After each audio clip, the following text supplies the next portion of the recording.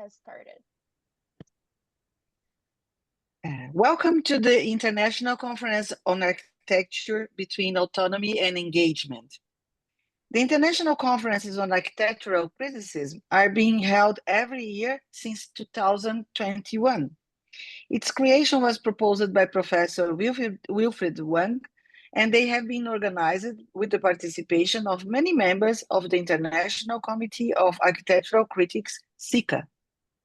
SICA brings together critics, theorists, and historians from all over the world.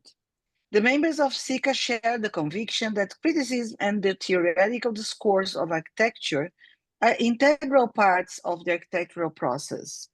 SICA and its members aim is to work alongside architects and other professionals towards a better architecture and better cities.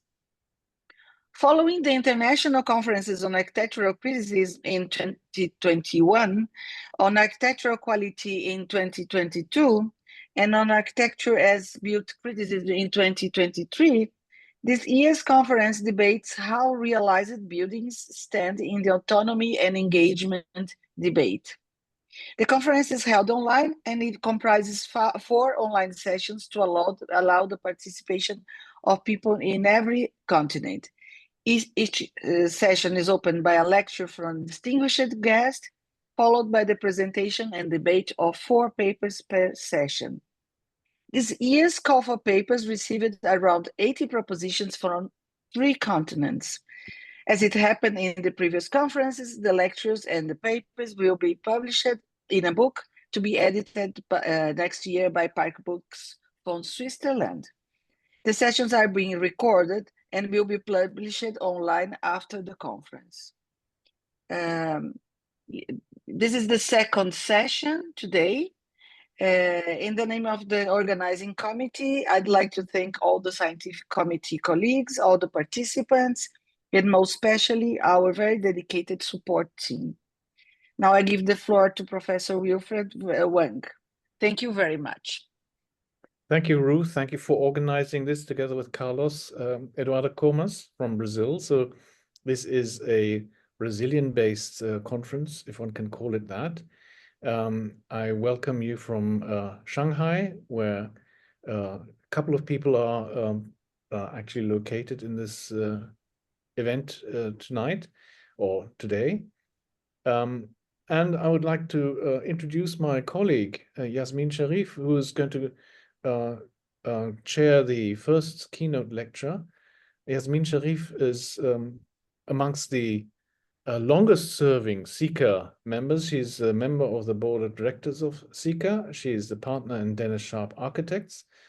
She has a distinguished career as an architect in Britain and has connections with East Africa and other regions of this world. So we very much count on the experience and the global view that YASMIN has, with particular emphasis on the very pressing crisis of the climate. And I would like to also introduce our keynote lecturer today, who is NZINGA MBOUP.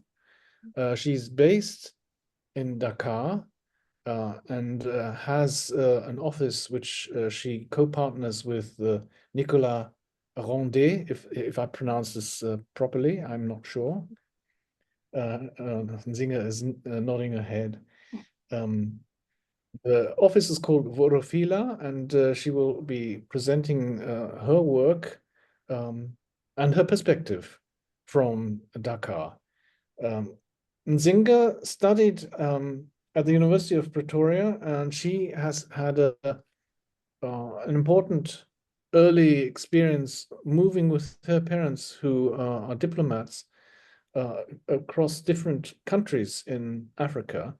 So she's been exposed to life across different climate regions and different social strata, from Cameroon, Equatorial Guinea, the Central African Republic, and South Africa, where obviously the social divisions and the racial divide has had an enormous impact on anyone who ever has been there. So with that kind of experience and background, it's understandable where her emphasis in her work is. Emphases lie, and they are not just architecture and urban design, but also in the creation of cultural institutions.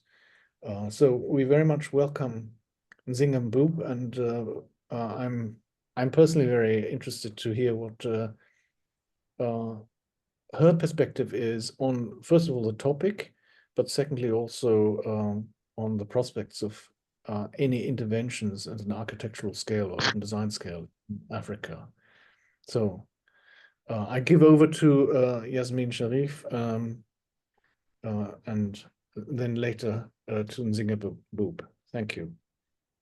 Thank you, Wilfred, and welcome everybody. I'd like to thank Wilfred very much for all the effort that he's put not only into this conference, but also in the book and getting the papers together. And it's an enormous commitment of time and funds, and he personally has made it possible for all of this to happen. So thank you very much, Wilfred.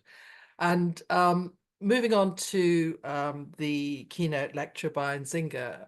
NZINGA, of course, represents a voice that is very absent from the international discourse on architecture. And so I'm very interested to hear her voice.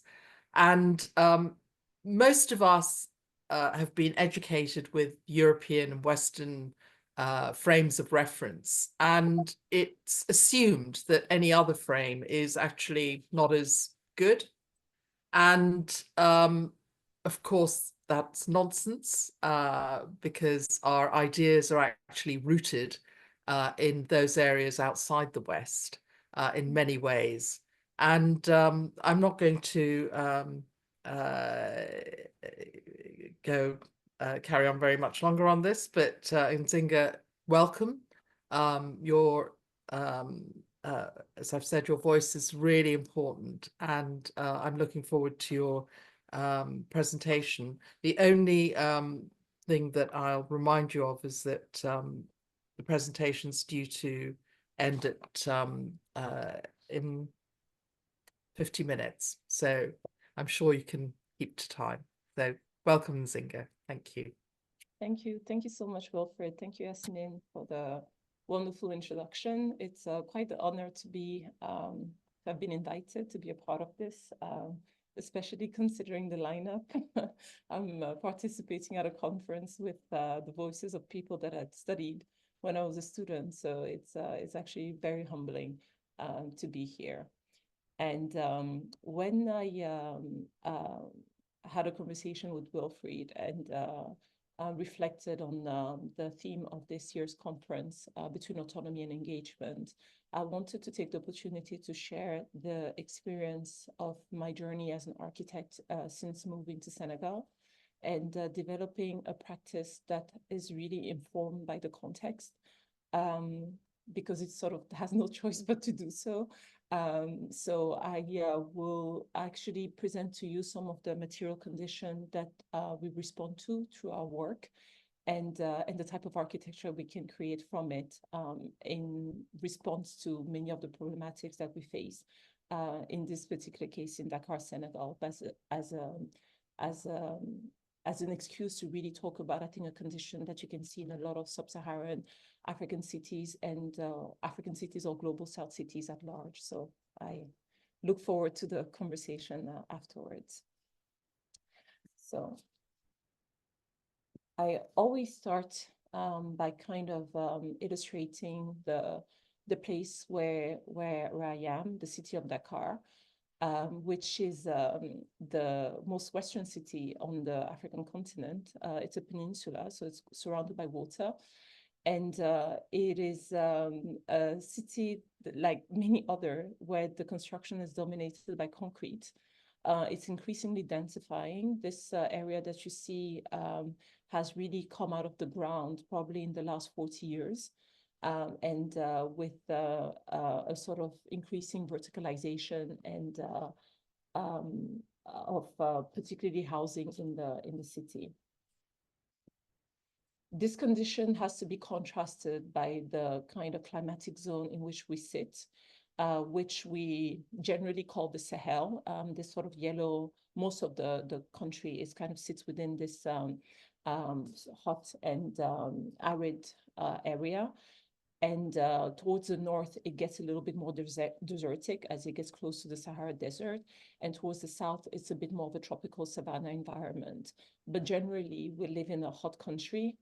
We are subjected to hot winds and sandy winds from the Sahara Desert. And what tends to happen with the type of construction that we employ is that they actually are ill-suited for the climate and kind of provide a lot of thermal discomfort to the inhabitants and the occupiers. Excuse me, NZINGA. You are showing your presenter's view. You could go on to the overall presentation. Ah, okay. Might be, yeah. Is that better? Thank you. Okay. So looking at one of the areas of study that we look at, because it teaches us a lot about geography in general, is traditional architecture, because of the way in which it tells us about the materials that are available in a particular place. And also the way in which the materials are used are always a response to the climate and a response to any sort of like social cultural condition. So here we have Senegal, a mosque which is built in mud and using the technique which you call adobe. So you have these sort of mud bricks, which then get plastered, and it's an area in which there's very little timber, but it also doesn't rain as much. So there's a possibility to actually have these exposed walls, which will probably we need plastering every few years. But because we don't have in the north this sort of very heavy downpour, we can have these exposed walls with unstabilized earth. And from a climatic perspective, the principles of let's say natural illumination by having indirect illuminations are actually quite evident in the positioning of the openings. And the position of the openings also allows for natural ventilation by, in this case, kind of creating this depression by having a sort of, influx of air, which is low, and outflow on a higher part. Contrasting this with the architecture that you find in the further south of Senegal in an area called Casamance, where you have a very distinctive typology, which is the impluvium house. When already looking at the materiality of the impluvium house, we can already learn a lot about the ecosystem, in this case, because of the heavy rainfall and the fact that it's a tropical environment, there's more of a presence of timber, which can be used to make roof structures. And because of the cultivation of rice, there's an abundance of hay that can be used for thatch roofing as well. Mud and clay-rich soils are available, and this is what is used to make the walls. And the walls have to, in this case, be protected by this overhang. They're protected from the rain by this overhang. And as the impluvium house works, you have the internal part, the impluvium, where the water gets gathered into a very shallow pond. And through the insection, we can see that the elevated sort of roof allows for this cross ventilation. And a lot of the food actually gets kept in this upper part because it's constantly ventilated and not subject to the condensation of humidity. Other strategies that in relation to the sun also allows for indirect lighting through the atrium, and also protection from solar rays. This picture was taken 3 years ago in the same region of Casamance, showing how the ancestral technique are still in existence. This was a sort of a bed and breakfast that was being built using the earth from the background, from the site. built with the technique of cob construction, in which you have various layers of mud that are placed. Is about 40-50 centimeters of mud, which is placed in 1 week, let to dry for 1 week, and then one layer gets added, etc., until you reach, this is the lintel level. One more layer will be placed before the roof gets added. Sometimes some of the roofing, let's say, materials are changing. In this case, we see the that zinc roofing is often used there. But I think what's quite striking is seeing how you have a culture of self-built by the inhabitants. People do not have to rely on another workforce in order to create housing or whatever built structure they need for themselves. They sort of do it by themselves using whatever they have available. And in this case, it's the locally sourced natural materials such as mud, timber, and fiber.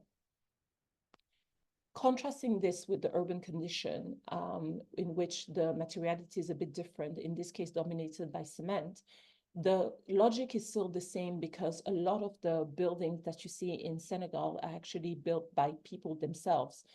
They are self-built structures. They are often done in an incremental manner because people build in accordance to what they have in terms of means. So it's not unusual to kind of see this type of image in the city, in which you clearly see that a level has been added to an existing structure. Often, like the image on the right suggests, this is actually done with very sort of poor skills, and also causes a certain level of danger for the structural integrity of the building, and also contributing to the thermal discomfort by creating this very sort of weatherproof boxes that are not breathable. This is being powered by the economy and the dominance of cement, which is ubiquitous in Senegal and can be bought in any hardware shop around the corner. The price of cement is something that is quite set, that everybody knows how much it costs. And usually, whenever somebody has a building project, the first step is securing land. And the second step is actually buying bags of cement, which are stored in places, or often used to make blocks, which will then be kept until there's money to make foundations, and there's money to also then create the superstructure.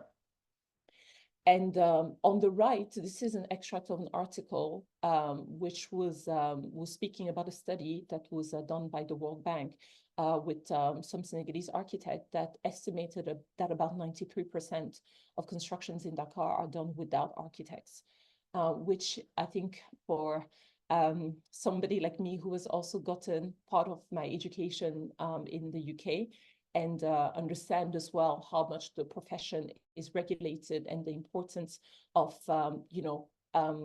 working with architects in order to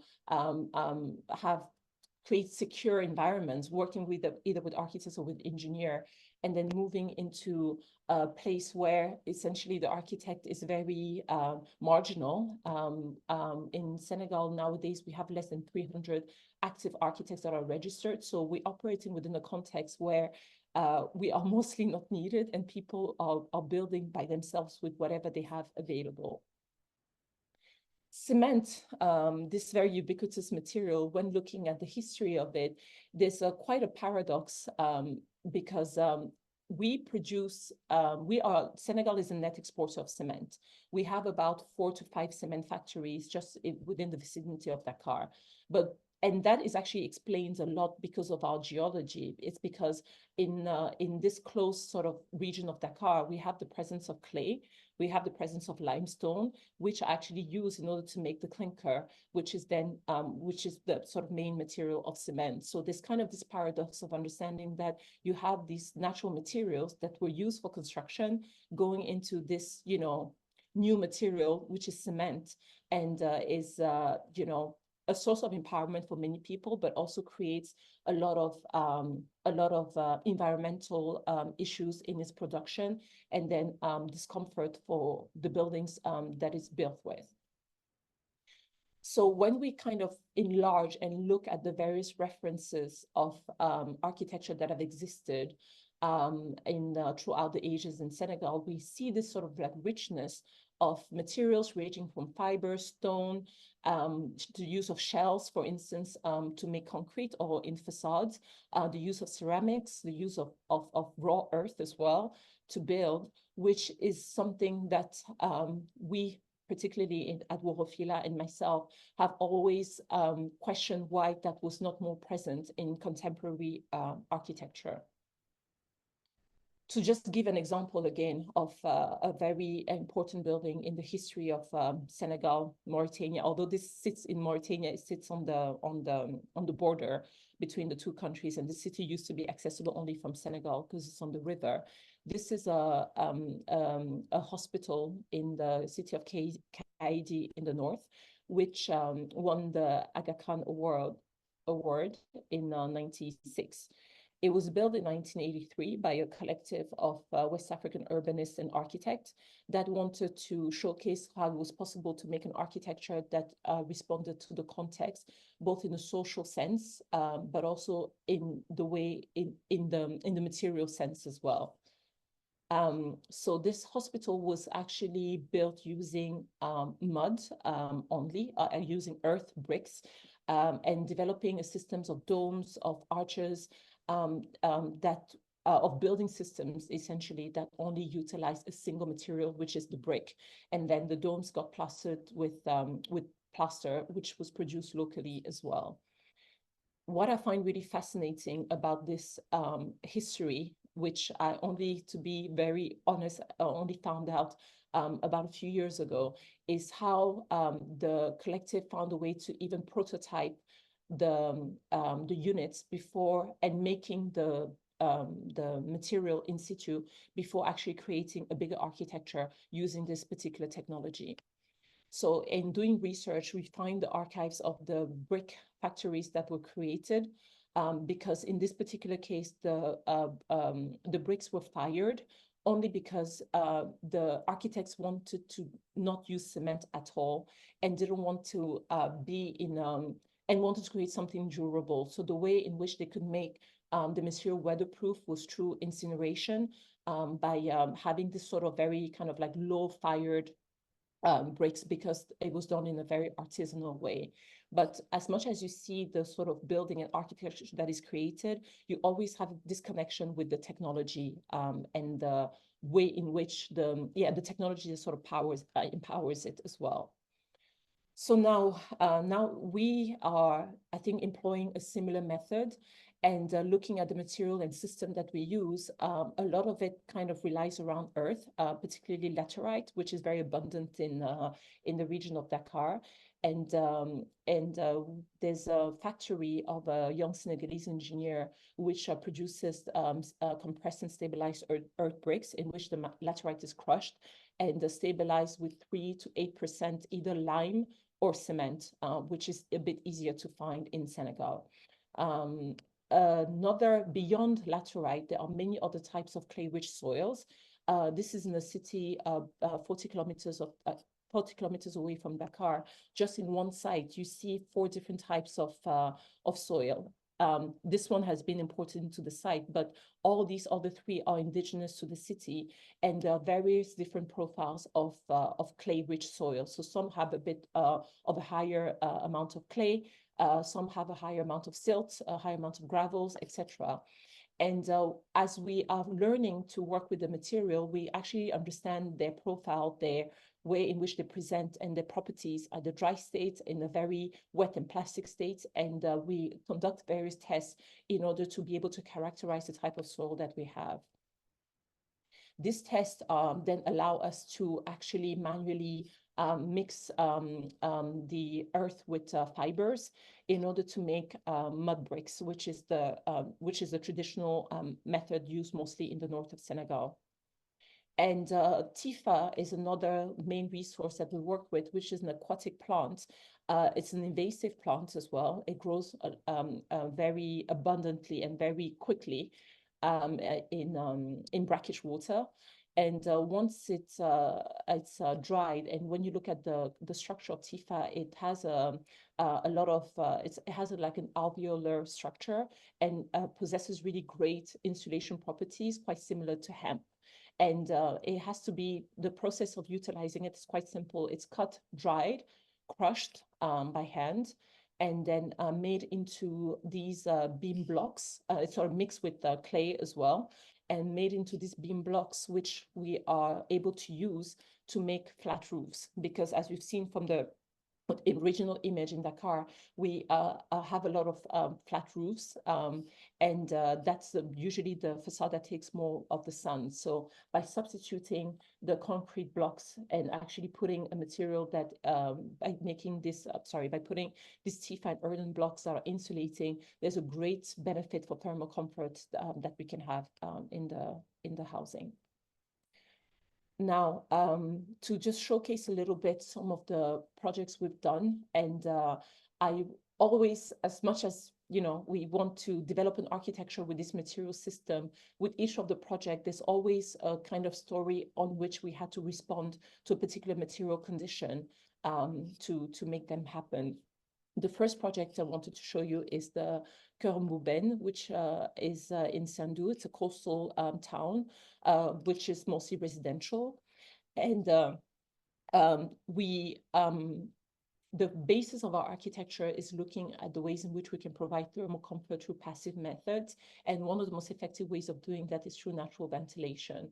By looking at the sort of wind direction, we can kind of carefully position openings within the build structure in order to ensure that we have constant circulation of air. Then in terms of the morphology, this, maybe if I just go back, this sort of very kind of spread out house is actually an echo to the traditional way of living, in which you have various separate units organized around the central space. So this is actually expressed in the general architecture, and seeing these various blocks with each this sort of color and material expression and height, this sort of individually expressed. And this was one of the first projects in which I used the CSCB and wanted to find ways to actually work with the particularity of working with bricks by expressing that materiality as well. And also by ensuring that the walls were actually load bearing and were able to actually act as a sort of a thermal buffer. The advantage of working with raw earth, especially with thick walls, is in the way in which they provide thermal resistance. And when working with bricks particularly, we have to carefully plan the joints in order to ensure that we won't have a sort of structural weak points. So all of the bricks have to be carefully drawn, carefully put together in order to, and also find a way to modulate the whole project in order to use this kind of like unit of the brick.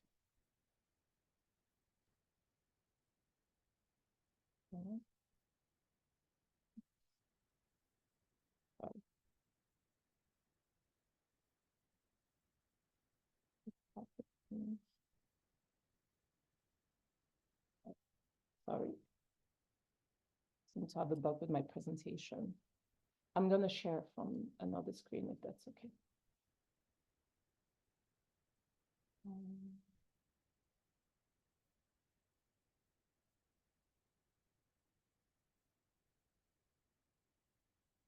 Can you all see?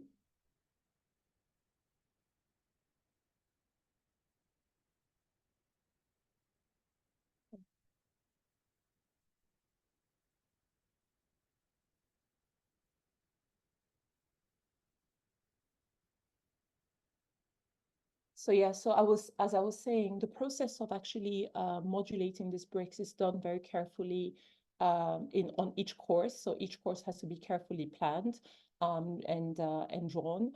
When working on this project, and because the idea was to also understand the various components that go into the brick, and understand as well the way in which, between alternating the mix between laterite and lime, you can actually get a natural variation of colors.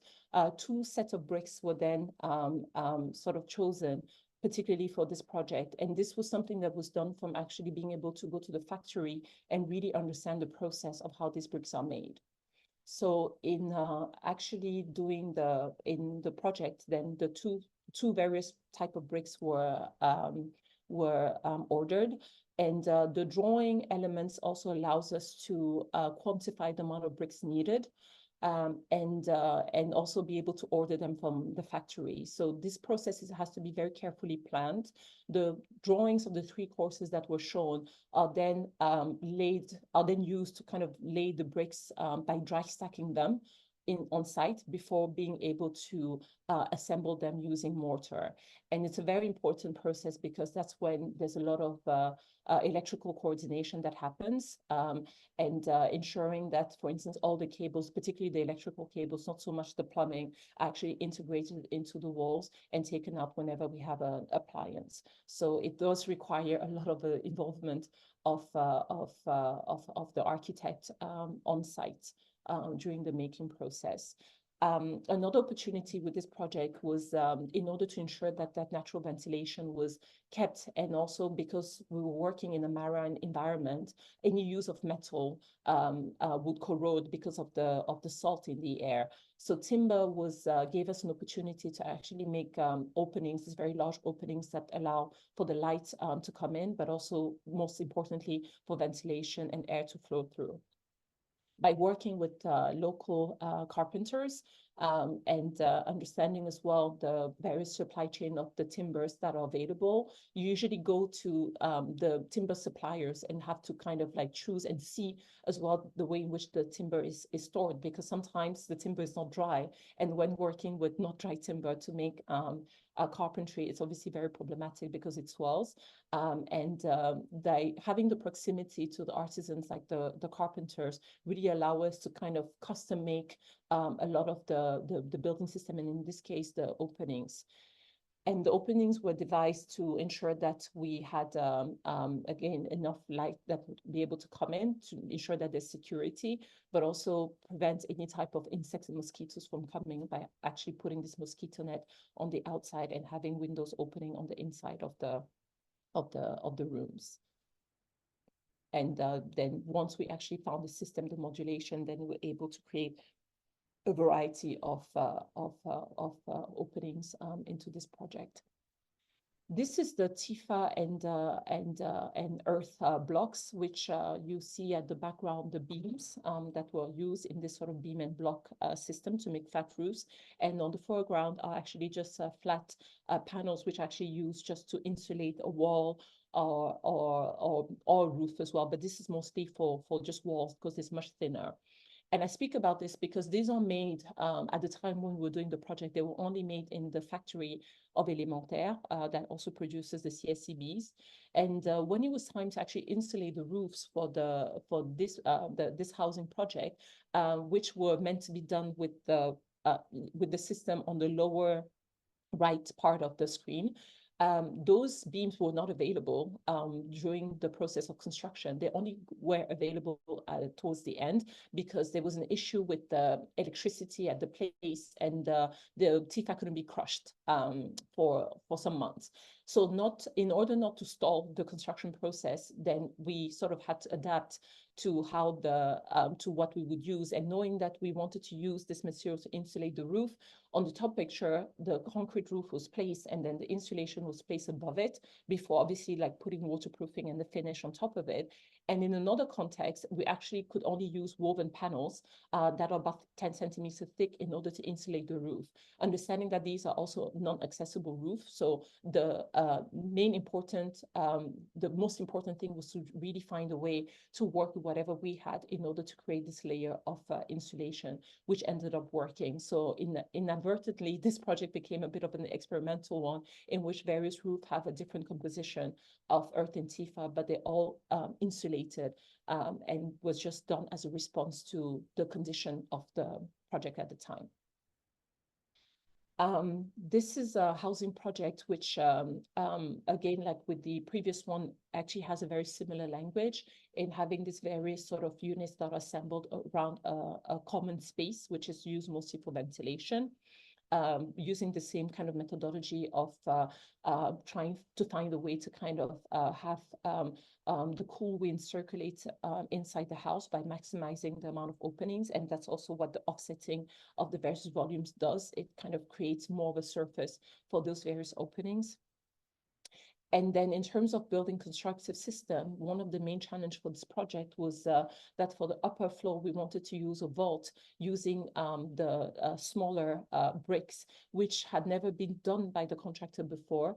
And in this case, as an architect, the more challenging part of this was actually designing the shuttering and not so much the, and because the process of actually making the vault was very simple. When we study it, in these, on the drawing on the right, this is, and I also take this opportunity to reflect even on the way in which we communicate our intention as architects on site, especially with a workforce that hasn't necessarily done certain things, is that when we provide a 2D drawing, we can provide all type of details. It doesn't necessarily say much about the sequence of construction. So because of the experience that we had in doing this particular vault system, we've now developed a series of axos, which we now communicate on site in order to explain in time how the buildings is meant to evolve. And in the context of the vault, it's done by using this shuttering, which can only be done in sequence because the shuttering has to be able to get out of the room once it's finished. So it has to be able to go through an opening. So it's actually placed using these sort of scaffolding, and then the bricks are placed on top of it. Then there's a kind of layer of in this case of like cement, which is poured just to unify all the bricks together. But it's a very sort of foolproof way of working because you just have to lay the bricks and follow the kind of geometry of the shuttering. So it's done in section, and then in the end, the shuttering is demounted and taken out of the room. When we were working with when we were establishing this, there was a lot of the workers could not believe that a vault that is so in a way shallow could actually be structurally sound. And one of the favorite exercises was for them to kind of go on top of the vault and kind of test it and sometimes jump on it, waiting for it to fail. And at large, I think in this project, we found a way to utilize these various load-bearing constructive systems in order to not just make the vaults, but also making the openings, which sometimes are actually kept really low in order not to disturb the structural integrity of the wall, which, as you can see, is carrying the beam, which is then carrying the vault on the top. And also making arches, also using this sort of shuttering system, which is then what sort of creates the language and architecture of the place. A very quick showcase of a project in which the main challenge was actually finding ways to not just use vaults and arches to kind of create this architectural language. It was the first time that we got to make a dome, and we found actually quite a series of archive of the methodology of how to make domes, which is actually very simple. And in this case, doesn't even require shuttering. It's done just using a sort of stick, which actually signifies the center of a sphere, which is kind of placed into space. And then the bricks, by using this sort of guide, the bricks are sort of placed always in a sort of concentric way progressively until we're able to close the dome, which completely stands by itself and create this focal point as well from the inside of the place. Lastly, the project which we've managed to do in Dakar in a way in which it responds to this increasingly densifying city is this house, the NKD house, which is a single family home that sits on a 4.5 story in the city, and kind of use a lot of the language that was developed with the first house in Sandu in the coastal town by having these overhanging bricks every second course. And the house in itself sits on a very small plot. It's about a 150 square meter plot. We could only build on about 70% of it by respecting the urban laws, and also ensuring that we have some setbacks from the third floor in order to ensure that light, we don't prevent any sort of light coming into the neighbors. In terms of the kind of way in which the bricks were put together, the sort of bricklaying was simplified in this case to only have 2 courses, with the every alternating course per 2 day.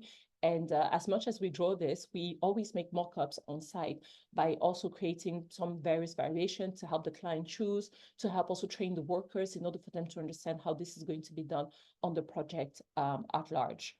And then we obviously modulate the building and the openings in order to kind of fit the sizing of this brick to prevent any types of cut or any type of weird detail. And also using the sort of smaller vaults in this case, are able to create structural floors.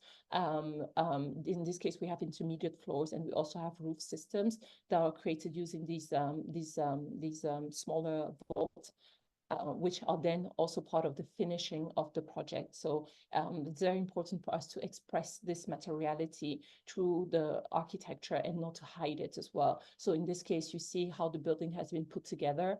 You also get to see the sort of natural color of the soil.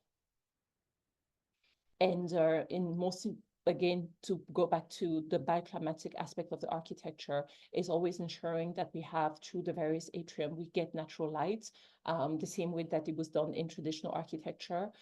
We ensure that we have natural ventilation as well.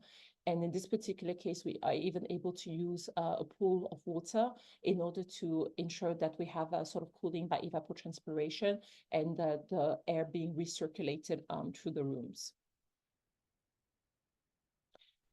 In sort of a semi-conclusion and or epilogue, we've reached a point where we understand that many of the projects that we've done have used the technology of CSCB, which is still something that is often done in the factory, as much as it's low tech and doesn't require, it just requires to have a manual press.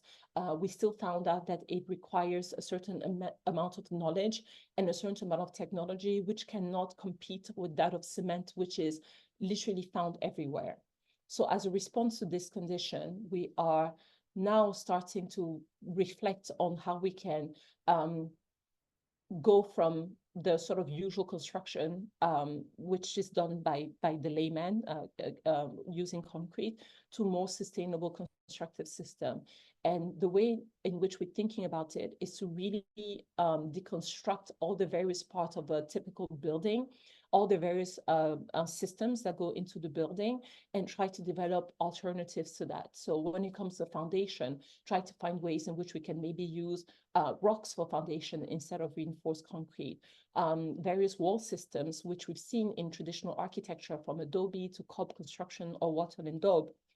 Same thing with the floors, which we've already showcased in many of our buildings, is how we can use these very, again, low-tech systems to provide thermal comfort, and do the same even with openings, which have to be sort of, when we really think about it, we even question the necessity of actually using glass in a window. If you can have a, let's say, a mosquito net during the day, and maybe have some louvers that allow you to, even solid louvers or shutters, sorry, that allow you to close it at night. So finding ways in which we can always use what we have locally to create very low-tech alternative systems using biomaterials. And we've started to do that by also sharing our experience with the public. So we've done an exhibition at a training center earlier this year to showcase the various materials that we use, and also the architecture that comes from it. As you can see in the background, there's some of the pictures of the building. And we've also explained the origin of these building systems that are actually made with clay. We expose the various properties of clay and invite members of the public to actually touch the material and understand its properties. Now we're at a point where we've devised a small sort of research unit where we actually are learning how to make these things ourselves using the workforce from the office, and be able to also document the type of mix that we do depending on the type of earth that we find. So it's more of an approach in which we actually devise building system really with what we find locally. And with that, we're able to, at a small scale, teach people how these vaults can be made. And this is also a place that allows for this kind of like training, how we can make corbelling using these adobes in order to make all the types of openings as well that don't require lintels and are structurally sound. And we are even finding ways to sort of improve traditional building techniques like that of cob, which is done in Casamance, if you remember from the beginning. And in this case, we are experimenting with actually shuttering, using shuttering before placing this the mix of the earth mixed with fiber. And with the various colors, it's just various type of soils that we use in order to see through time how they behave.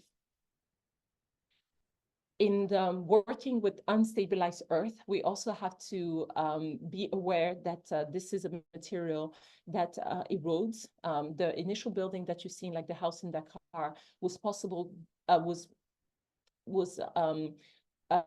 was possible to make it the way it was without any type of protection because of the fact that of the stabilization in the break. But when we work with unstabilized earth, can we maybe use ceramic the same way that the initial collective from the 80s actually used it in order to prevent the erosion? So these are kind of like tests that we've done throughout the rainy season in order to see whether there's a way to protect these raw earth walls without any cement using ceramics, as you can see. And these are walls that we built exactly at the same time. So we're finding very interesting, I think, avenues for solution, which we'll obviously have to confirm over time.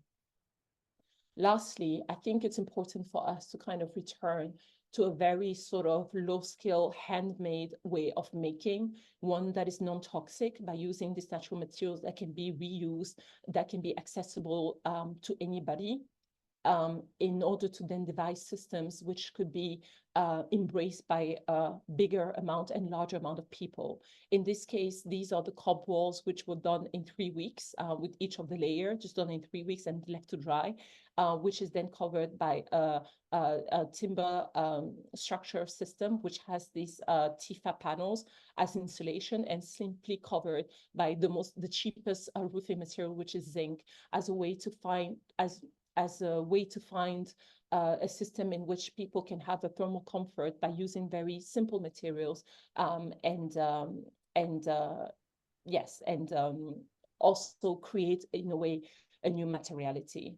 That's the sort of journey that we're on, and just by showcasing these images, it's just showing that we're still reflecting on it and finding ways to democratize ultimately this architecture or these building systems that have been inspired by what we've always done for millennia and millennia, but making sure that this can also be done in cities. Thank you very much. Thank you, NZINGA. Thank you for keeping to time. In fact, we've got a couple of minutes, 4 minutes, that we can have a little discussion on your presentation. It's remarkable work, and working with cob and mud bricks is not a certainty like using concrete blocks. So it's very ingenious what you've done, and congratulations. I just have a couple of questions before I throw the floor open to other members who are participating. On the Dakar building, which is higher density, one of the biggest problems with using mud bricks is the structural integrity of it. So how did you manage to get a multi-story building? Did you use what did you use for the structure? We use the bricks for structure. So the history, actually, maybe if I go back to the plan, it's a bit more evident. Because you can see the sizing of the walls. So Right. because initially when we started designing the project, we wanted it to be entirely 100% load bearing with the bricks.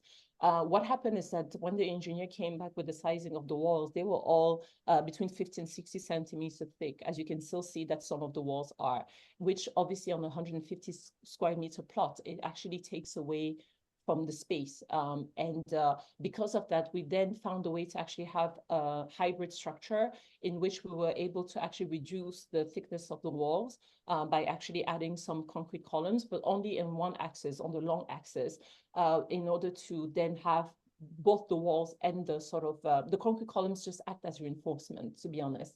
And that just allowed us to reduce the thickness. But in some of the cases, as you can see in the middle, we still kept the load-bearing earth wall. And on the short axis, on the sort of 10 meters wide axis, there are no columns. All that you see here are only the mud walls, which are then carrying the beam that sits on top of it.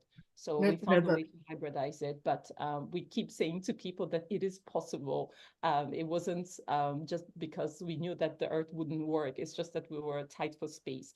If you take examples, obviously, of architecture in Yemen, in Sana'a, for instance, I think there's no doubt of how high you can go by using load-bearing earth structures. And the second thing in Dakar, I mean, it's an area of very high rainfall. Mm-hmm. So how did you manage to waterproof this? Yeah, so that's so Dakar isn't a very high rainfall. It's fairly arid. We have the rainy season only lasts about three months.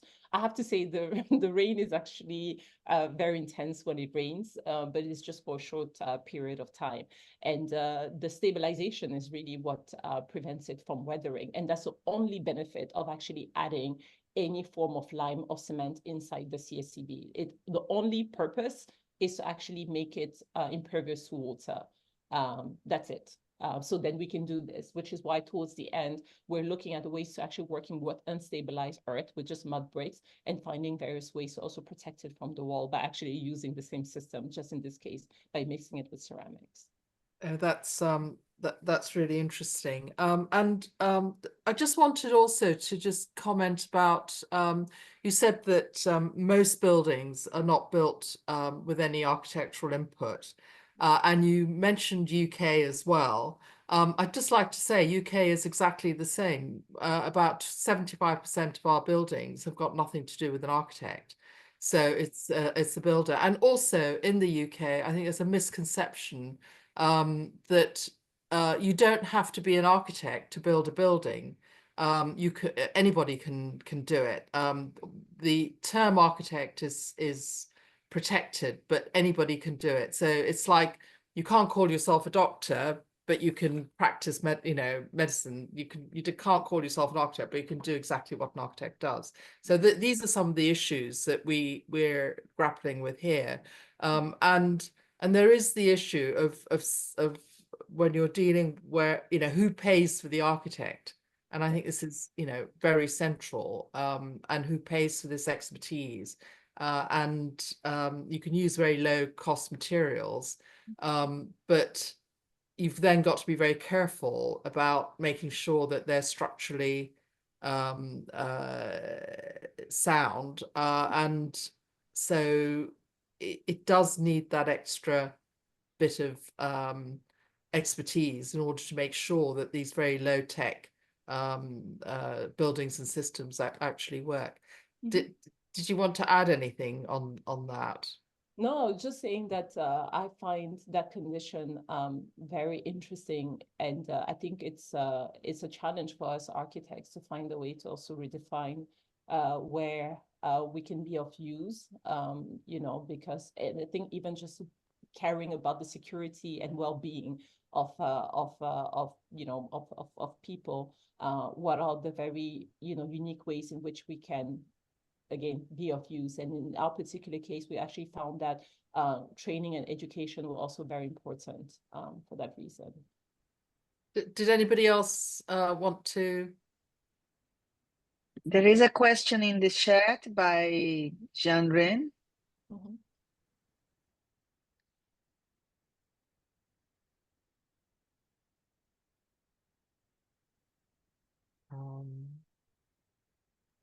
Do you want to Read it.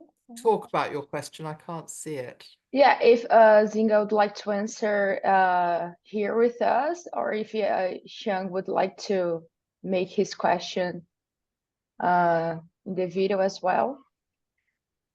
Going to see it.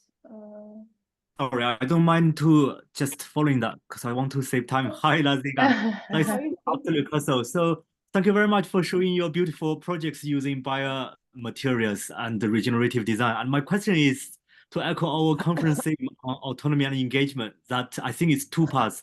The first is to what extent your material decisions is based on the local economy and project budget, because we know that sometimes when you reinvent something, or when you develop something new ecologically that is not familiar in the local building system, and that will cost more. So I'd like to know how you balance that leaning to the external engagement from this economical perspective. But also I would like to return back to the idea of autonomy, wondering what is your understanding of architecture fundamentals from your practice? Thank you. Okay. Sorry, the last question was my understanding of architectural fundamentals. Okay. Of that autonomy. Okay. It's a bit of a trickier question, but on the first one, I think there's a very distinctive tie between our time and the budget of the project. So in a way, I think when we are using systems that require, like with the CSCB, you saw all the various drawings that we had to do, how we had to count the bricks and be on site and ensure that, you know, they laid a particular way. That is not sustainable. For us. It's not sustainable for the client to pay us to, you know, be on site 3 times a week just to kind of like, you know, make sure that the building is built a certain way. And I think in a way, as much as this could actually justify our existence, we actually want to reject it, because our understanding of what the general system is and our want and our sort of desire to be able to make this type of buildings accessible to a wide amount of people had to make us question this way of building. So in a way, we're kind of moving away from it to actually find some simpler and more accessible systems, which upon training, and I think training also has to be done in a ways that people can actually understand the fundamentals, which is why we've actually gone back to actually just understanding the soil. Nowadays, I could get any type of like clay-rich soil from Senegal, and by already looking at it, understanding what can be done with it.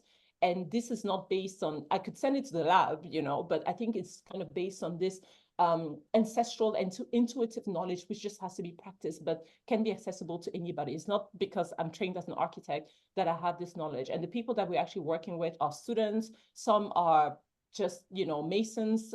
Some are people that don't necessarily have very high skill, but we believe that this technology is accessible to everybody. And I think that's now the way in which we're trying to then devise an architecture really based on this very ubiquitous, simple building systems, which I don't know if in that sense it kind of answers the second question, but we do want to give people autonomy. Ultimately, this is what this is about. Give autonomy to even be able to build ultimately without an architect, because this is what was done before.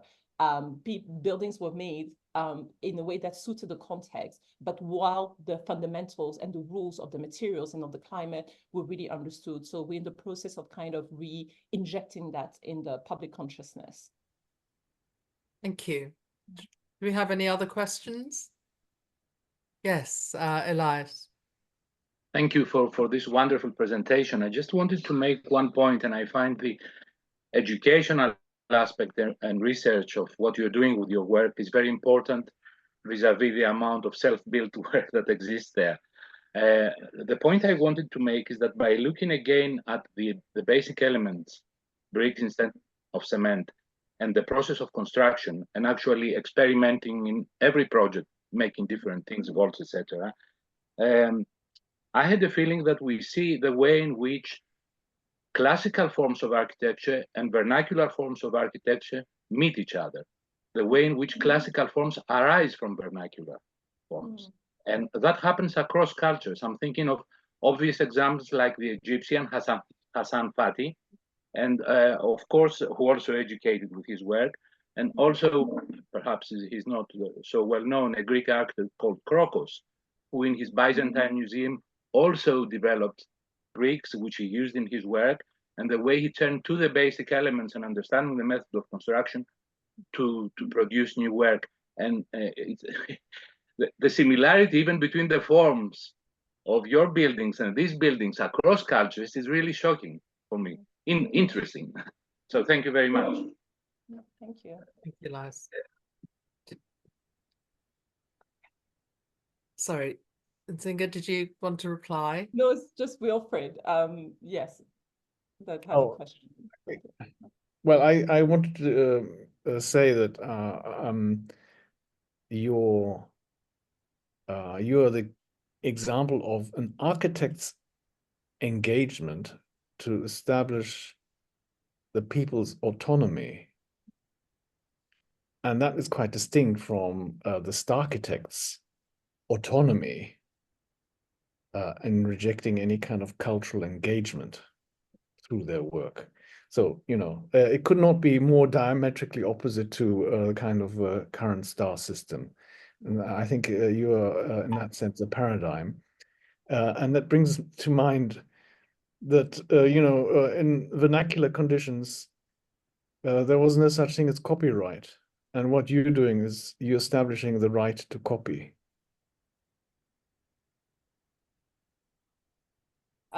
Yeah, no, if I could just respond, I think it was to even what Elias was saying, is really stepping away from understanding architecture through style, right? And through just the movements, because I don't know, I think a lot of the conversations just really bore me. I always want to understand the sort of material condition that gave rise to that architecture. And I think it's very clear in many of the traditional, any form of like vernacular is not just traditional, including in cities. You see a lot of building systems that are just repeated and used by many people. And I think those are really powerful in the way in which they kind of remain in the spirit of a particular place. And yeah, and Wilfred, what you were saying about trying to, it's almost very not counterintuitive. There are moments where we wonder whether we want to make the architect disappear in a way, but I think we also are armed with the tools, if we can use them, to actually make our knowledge and science to contribute to, let's say, the greater good without it being centered on ourselves in a way. And also understanding the journey of the practice as well through the series of traditions and forefathers that have been there, you know, people like the collective that I showed you, the Adawa or Hassan Fatih, also gives a certain level of humility to, number one, I think for us to know that certain things are possible and that we can also center this type of approach, you know, and we always reject this idea that we're innovators because there's absolutely nothing innovating about what is being done. It's just finding new ways or new languages, just using a technology that has always been here, or maybe finding slight ways to better it. But ultimately, it's part of a sort of collective science and genius, I think, of the place. Well, NZINGA, I think I'd kind of contradict you in saying I think you are very ingenious, and you're using very ancient materials and methods that obviously the vernacular represents. And I think one of our biggest problems today is the use of cement and concrete, which is guaranteed in terms of its performance, whereas if you're using vernacular materials, those are far more varied, and you've got to know what you're doing much more astutely than if you're just using concrete. That's true. So you have to be much cleverer. And the other question I meant to ask you is, one of the most important things is actually mortar and how that all works together. So do you use a lime mortar with your brickwork, or? So we don't, just because lime and this is also the other maybe subtext, which could be explored in a different conversation, is understanding as well the monopolies and the kind of power dynamics in the manufacturing of materials. So we have an abundance of limestone, but the only lime that is produced is actually for the mining world. And there's a sort of monopoly of, I think, a Belgian company in Senegal on the production of lime. So we actually don't have a lot of access to it. This conversation with one of the older architects about maybe finding ways to create more artisanal lime, but we actually just do not have enough of it. So the mortar is what? So the mortar actually is in earth, is clay. When it's actually, so in adobe, because it doesn't have any cement, the mortar is just is sifted clay. So just making sure there aren't any big gravels, because obviously it would kind of break it.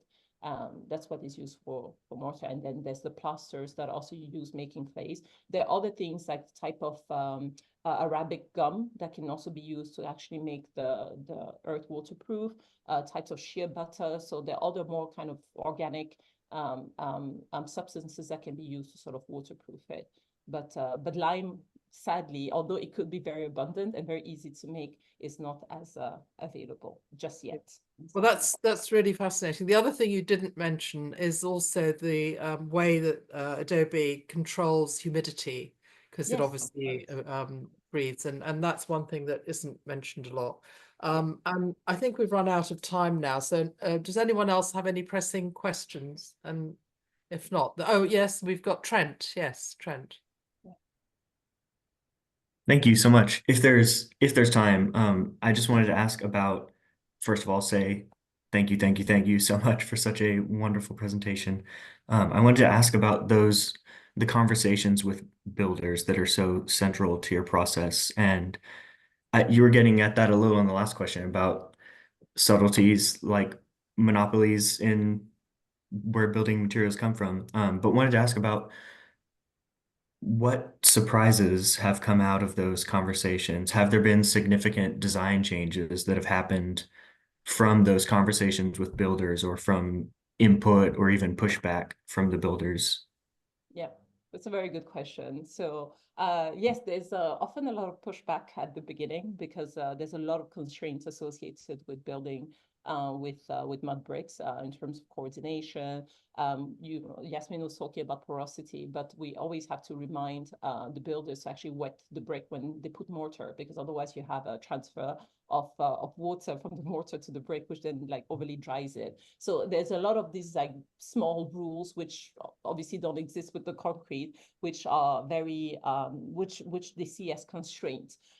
We work patiently through it, because we always try to not just give a directive, but explain why we do what we do and how the material works. So we, for instance, explain to, it's very important even on site for them to understand that because the material is porous, it must, stay like have a certain degree of humidity when it's in contact with water, but also ensure that you never really fully cover it, because even when we choose the type of paint, when we choose to paint it, it has to be water-based paint.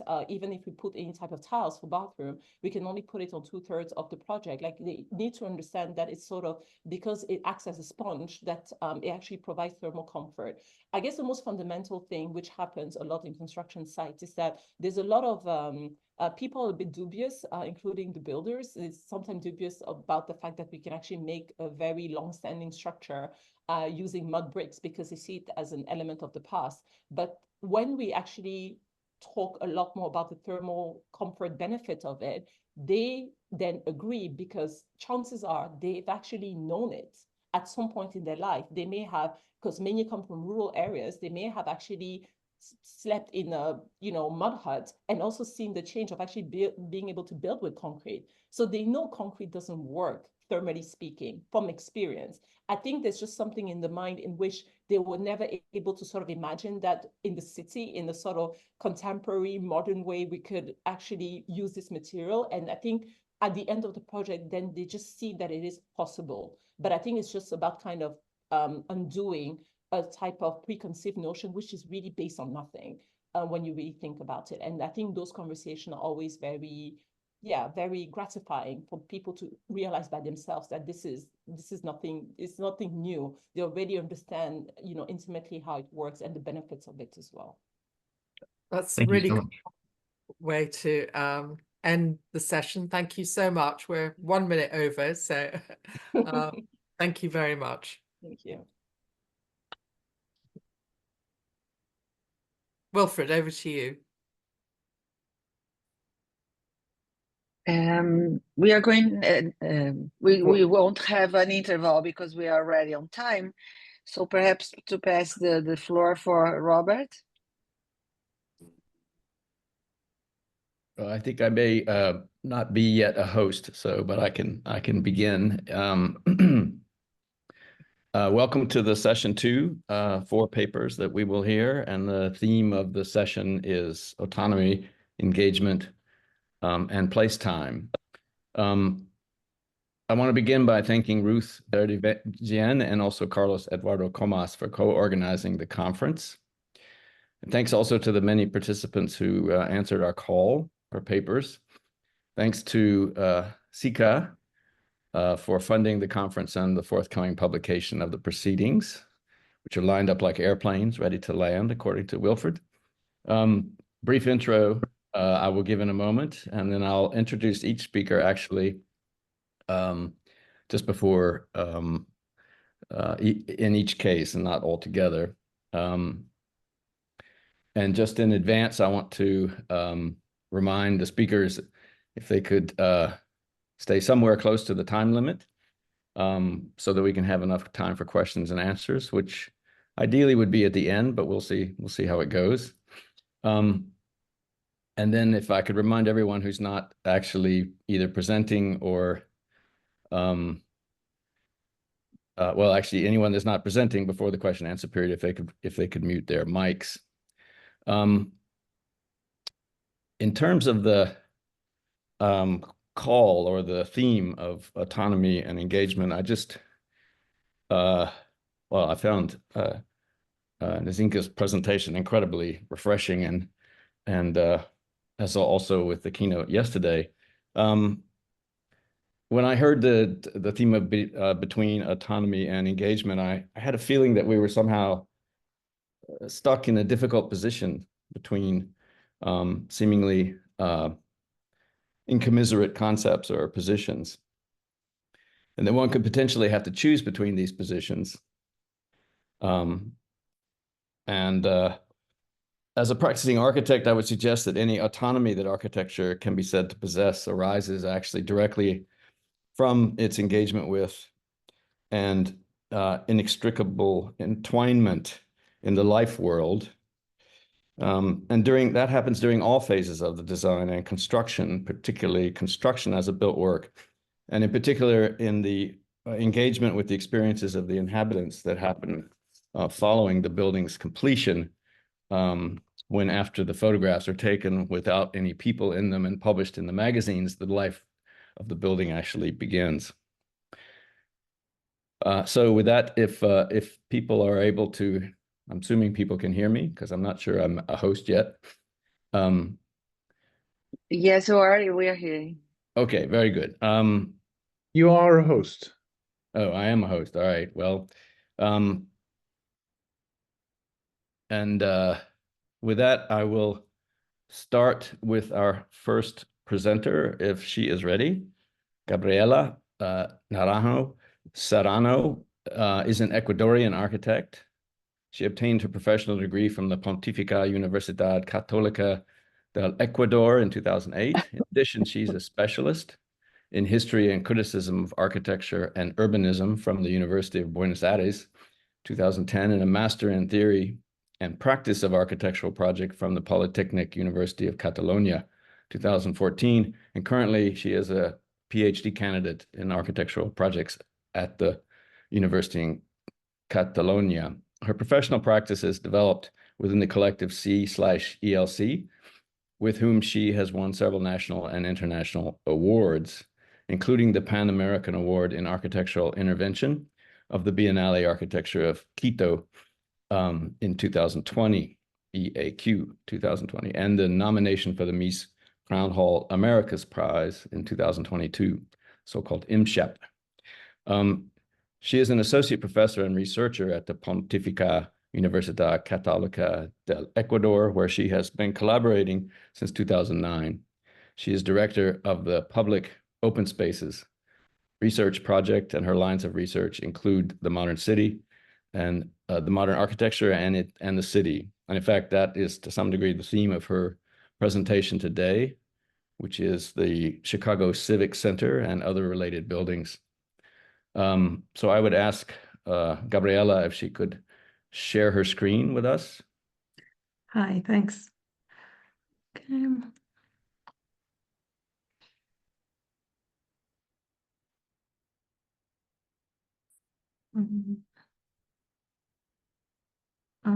Can you confirm if it's okay? Yes, that's Yes. fine. Okay. Well, first, good morning, everyone, and thanks to the International Conference on Architecture for the space to present my work, the Chicago's Lineal Core, Slabs, and String of Plazas from 1959 to 1974. And this is where the work is focused, are the Chicago's loop plazas, which are a spatial extension of some of the most important projects of the era, the Chicago Civic Center, the First National Bank, and the Federal Center. And this section is composed of 5 blocks, and we will see how these blocks and the plazas they create allow for action and relationships to take place. And here, the urban core appears as one of the most important concepts, and is defined as the dynamic points of the cities where urban life takes place, and it's a changing entity in time, and the cradle for activities and social and relationships. And the loop remained as the active center of Chicago despite of the development plans for the city. First, we have the 1909 Burham Plan. It's an unexecuted plan, actually, under the principles of the City Beautiful movement that sought to displace the core with a government center to the west. And here's the loop, and here is where it was supposed to be in the plan. And the 1947 Mile Magnificent by Arthur Rubloff that proposed the north of the river development with high-rise apartments, commercial spaces, and public buildings in a garden setting. But the loop character as a dynamic point was emphasized in 1958 in the development plan for the central area of Chicago. And to make Chicago one of the most desirable cities in the world in which to live and work, this plan took up some of the principles of Burham's, especially to beautify the city through the lakefront development and the creation of parks and plazas, and took into consideration several of the needs that were evident at that time, like a government and a civic center, among some other infrastructure. And the creation of these 2 centers was intended to centralize and establish new and improved office space for city, county, state, and federal governments. Although at the time there was a city hall, council building, and a federal and a post office. In addition, the plan specified that the provision of public open space as civic plazas, following the tradition of distinguishing important buildings by placing squares in front of them. In this way, 2 anchors at the extremes were defined: the Civic Center to the north, next to the existing City Hall, and the Federal Center to the south, in the block where the existing Federal Center was. And to understand how the lineal core was consolidated, we have to understand how the buildings that compose it were planned and constructed. And this is the design process. We have first the Federal Center, which began its design process in 1959 and lasted for 5 years. Then we have the Civic Center planned from 1960 to 1962. And finally, the First National Bank began its design process in 1964 until 1966. But we have to distinguish the design process from the construction timeframe. The buildings started to change the urban landscape of the loop in 1964 with the competition of the Dirksen building from the Federal Center. A year later, the Civic Center was completed, and then in 1969, the First National Bank. And by 1973, the Post Office from the Federal Center, and finally in 1974, the Kluczynski building completed the Federal Complex, and so the core. Here I will explain briefly the process of the two first planned projects, the Federal and the Civic Center. The Federal Center, as I said, occupies an entire block where the existing Federal Building and Post Office were, plus the half block to the east over Dearborn Street. And here's a picture with the Dirksen under construction, and on the right with the Dirksen completed. And it's located between Clark and Dearborn Streets and between Adams and Jackson Boulevard. And as we know, this complex is composed of 3 volumes of different heights and 2 different size diagonal plazas. On the reused block, there is the Kluczynski building with offices, and it runs along most of the Jackson Boulevard. And the remaining L-shaped area is interrupted by the new post office that's a volume barely 9 meters high. And on the other half block, it's the slab-shaped Dirksen Courthouse. And now the Civic Center, as I said before, planning completed by 1965. And I like the phrase here that is highlighted because it explains what the mayor of that time expected. It's the plaza and the sun, Richard Daley. And the team of architects who were in charge visualized this.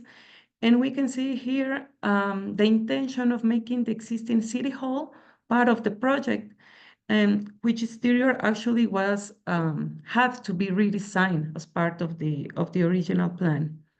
And this project also occupies an entire block between Clark, Dearborn, and Randolph and Washington Streets. And it's a multi-purpose building housing courts and offices. And it's a freestanding building that extends along Randolph Street and this ground level plaza. So we can say here that these first 2 projects started to dialogue in a subtle manner. First, we have the analogous L-shaped configuration of both projects, the Dirksen Courthouse and the Kluczynski building from the Federal Center. But we also the L-shaped form by the City Hall, the existing City Hall County building, and the new Civic Center building, even though they are their style is different. And also we have the almost symmetrical position of the 2 slabs. We have also the slabs themselves. They share figurative similarities by the shown steel skeleton, the modulated facades, and the rectangular floor-to-ceiling window openings. We have the double height base, the floor-to-ceiling glass screens, and they create a visual extension of the plaza through the interior of the building. And they both create the effect of this tower that levitates 9 meters above the plaza. We have also the covered corridor around the perimeter. And finally, we have the frontages from the plazas that in both cases are made up of 2 buildings. In the case of the Federal Building, we have the Edison and the Marquette. And in the case of the Civic Center, we have the Brunswick and the First United Church skyscraper. This means that the merging of the original grid parcels was not complete until the construction of the center, which acts as a factor of distinction from the slab buildings that runs along a whole frontage. And now the 2 plazas, with the 2 plazas proposed, it comes the First National Bank to tie these anchors. Here's a photo of part of the Burhan plan, where there was the idea of creating a system of connected parks and public spaces. And at the time of the First National Bank planning, the Civic Center and Federal Center plazas already were planned. And thanks to these are the original sketches from Brubaker, we can verify that the architects in charge recognize the tension generated between the two precedent projects and emphasize the axis by proposing a new plaza right in the middle, which demonstrates an interest in generating a stopover along the route from the Civic Center to the Federal Center or vice versa, completing this linear core in a masterful way. So what the First National Bank does is to consolidate the linear core thanks to the appearance of the third plaza. This plaza is part of a project that occupies an entire block and is configured by a slab building with a slope and spread base. And the First National Bank adopts very similar strategies to the Civic Center, its neighbor from 2 blocks above, with a freestanding building running alongside a whole frontage. And its half-block, 2-level plaza next to Monroe Street is similar to the Rockefeller Center in New York. And by placing the plaza in front of the building, it makes the Chicago visitor almost forget the corporate function of the building. From here, 3 large open spaces are proposed, each about the size of a half city block and serving as a base for tall slabs. First, the Civic Center and the Federal Center from the public, and finally, the First National Bank from the private initiative. The architects of these projects were aware that something important was brewing in the city, and therefore they worked consciously to create relationships. And we have in these 3 projects, we can see an engagement with the urban fabric. And now some aspects of these 3 projects. These 3 plazas share the idea of geometry and order. Each of 3 projects has a generator module in the pavement tiles from which plaza and buildings find their logic. The long lines start in the floor plaza and stay inside the building, but also turn 90 degrees and become the glass walls structural support. And despite being hard squares with little or no vegetation at all, the plazas achieved their own identity thanks to the public art that was installed on each of them. First, Picasso's head made in curtain steel in the Civic Center. Then we have the Flamingo, a red metal sculpture by Calder in the Federal Center, and the Four Seasons mosaic by Marc Chagall, placed in the First National Bank Plaza. In the case of the tall sculptures, they stand out like a menhir above the plaza. Their verticality is emphasized by the clean horizontal plane on which they rest. And the monolithic abstract towers appears as a backdrop for these sculptures.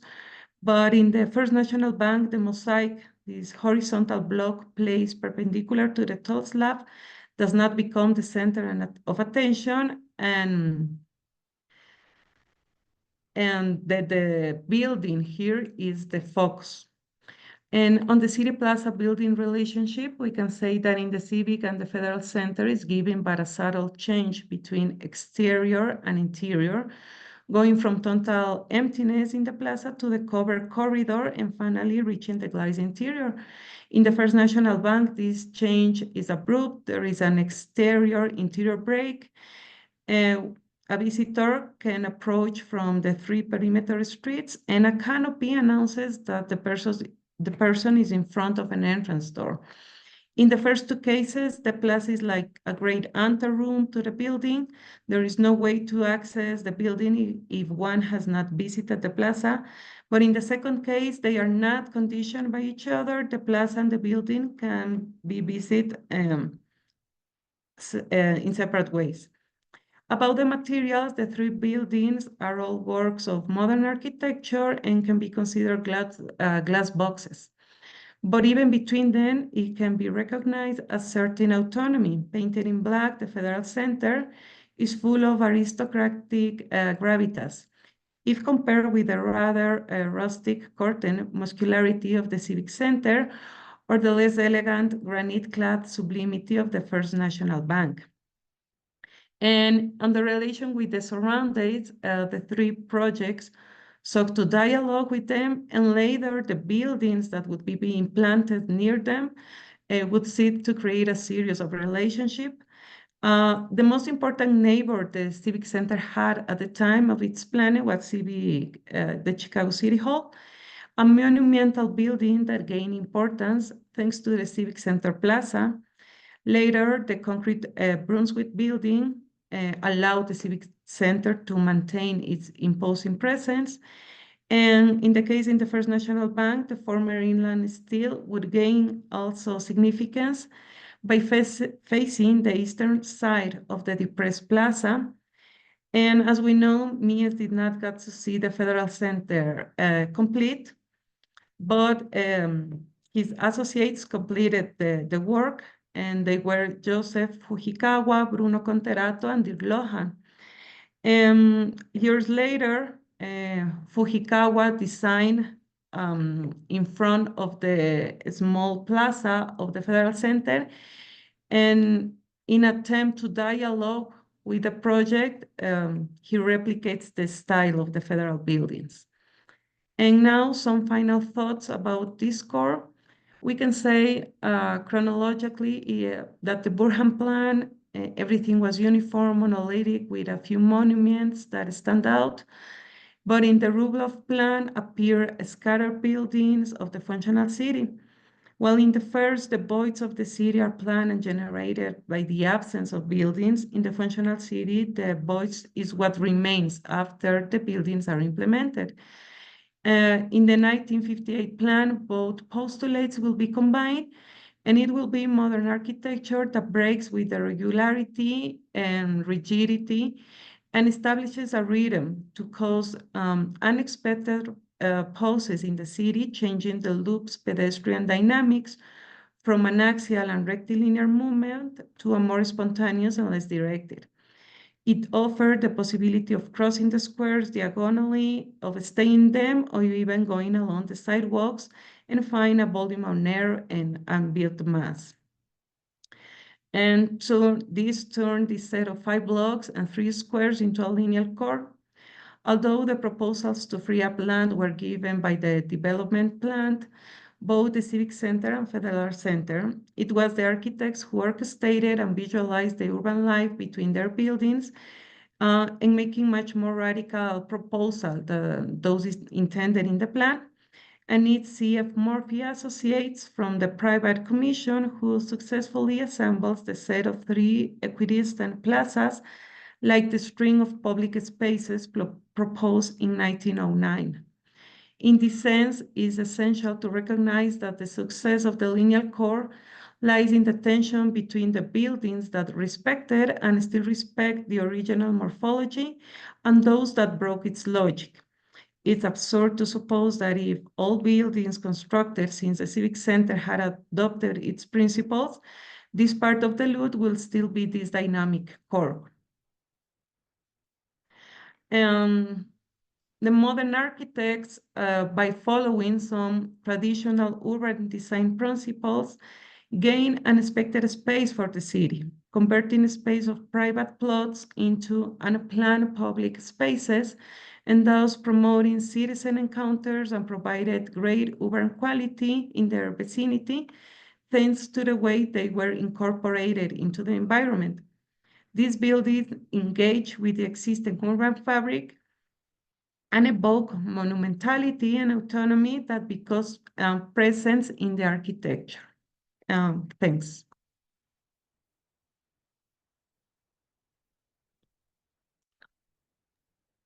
Thank you, Gabriela. It's a beautiful presentation, and also thank you for remaining in time. I'm sure there are a lot of questions. I think perhaps we'll just move forward, Wilfred, to the next presentation, and then if we begin to accumulate time, perhaps. Well, I think that what we have done last time, yesterday, was to maybe allow pressing questions, and then okay. Any other more general questions that could be addressed to all 4 or 5 presenters at the end in the big discussion. So maybe there are some people who would like to ask some pressing questions. I would ask if you could raise your hand, that would probably be the easiest.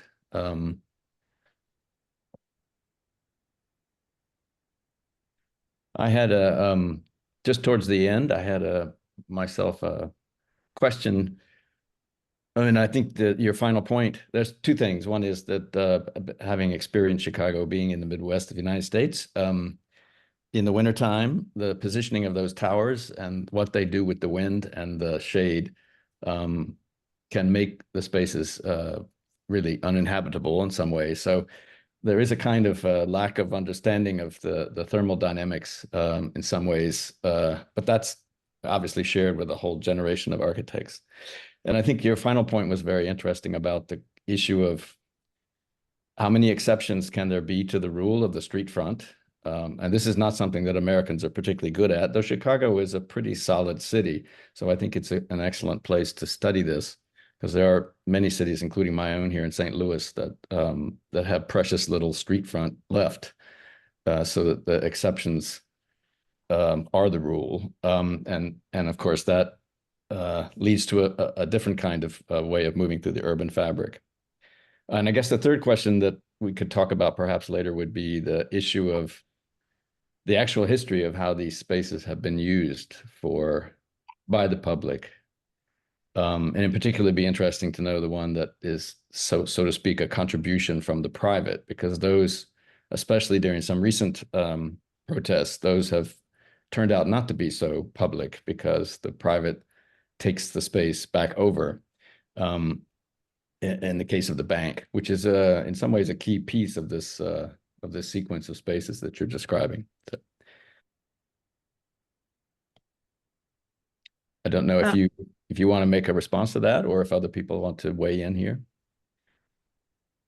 Yes, actually, I wanted to clarify this is important in the First National Bank Plaza, which is the press, like the Rockefeller Center. So we can say that the plaza was actually privatized thanks to this condition, while in the others you have the street level and it's a continuous of the city. So yes, the condition is very different. And when you read Brubaker oral history, you can say that actually it was like something they had to do. They have to depress the plaza, but even they give this a space, no? Which is important. I think that you're allowed to see the inland steam, for example, from Clark's. I think that's important. Well, I do think that the Rockefeller Center is something that hovers over the presentation. And the exception that Rockefeller Center makes in New York is actually quite different in its mid-block location and its refuge, and to some degree the whole complex is built as a kind of substitute for a true urban plaza that a city like New York has a hard time focusing on because of the size. Are there any other questions? Questions? I would add that the depressed plaza adds a variety to the Chicago environment. And also that the fact that, yes, Chicago has severe winters that actually do not fit well with the skyscraper being the norm in terms of the public environment. It's better to have the plazas and being able to take advantage of the warm months than having none. So limitations, to the autonomy of architecture are everywhere. So I see Singal has raised her hand, and also Fernando. Singal, you need to unmute. Yes, unmute. Thank you. I was coughing too much, Wilfred. That's why I had to turn it off. Thank you for reminding me. Okay, it's a very simple question I'm gonna ask. Where is the concept of autonomy here? Whose autonomy is it? Is it public? Is it governmental, local government? Is it architect? Is it the people who react to these empty spaces? Is it their autonomy? Whose? I think that the architects proposed the plaza, so actually the people who would use them could be like free to use them as they want. That was the plan. So I think the autonomy is for the people, planned by the architects in this case. Okay. Mhm. The third one was quite okay, but with these big structures in the middle of non-spaces, I don't think anyone would be very likely going and visiting to see the monument there. I don't think so. I've seen such spaces many times in my life, and no one visited the sculpture. Yeah, Do you not believe, the do you sculpture. believe that it's a very good step to call public together for a union or something? Actually, one of the photos of the final was a union, and but I think that public does not visit the sculptures of the public art themselves, but I think it's the space, it's the emptiness of the space that people can use, because the buildings, in the case of the First National Bank, is private. It's very sterile, sweetie. Mhm. Thank you for the answer, nevertheless. Ma'am, may I? Yes, yes, please, Fernando. I just wanted to point that, of course, verticalization of modern architecture supposed that it was a means to liberate the soil, to give space to the city. But at the same time, it's ironical that the quality of these spaces depends on the discontinuity of the remaining full blocks that are around them. So this is what I think is in some way the only reason or the main reason that we can appreciate these modern piazzas is that they are discontinuous, that they are separated. If they were all close together, their quality would disappear instantly.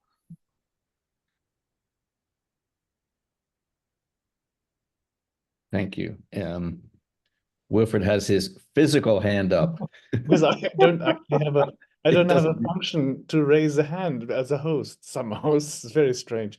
Anyway, thank you very much for a comprehensive presentation. It's fascinating to see how these things develop. Each time urban fabrics have grown, there have been jumps in scale.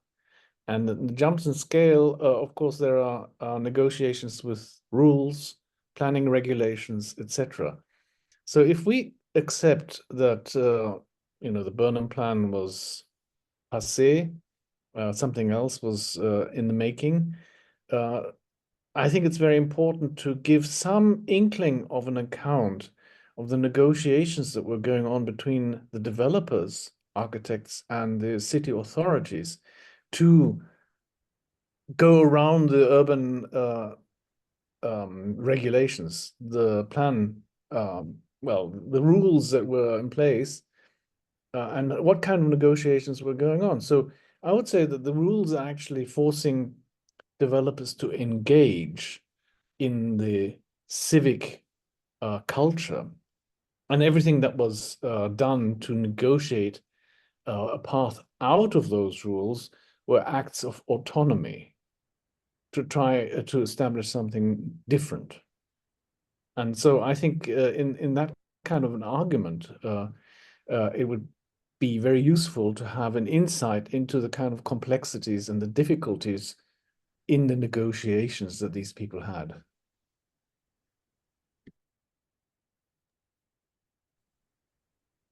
Very good. That maybe we can come back to in the final discussion. Unless there are any more comments, I think we should move on to the second presentation. Is that all right? Okay, I would like to introduce Claudia Costa Cabral, who will talk about the National Hotel Nacional, of Oscar Niemeyer.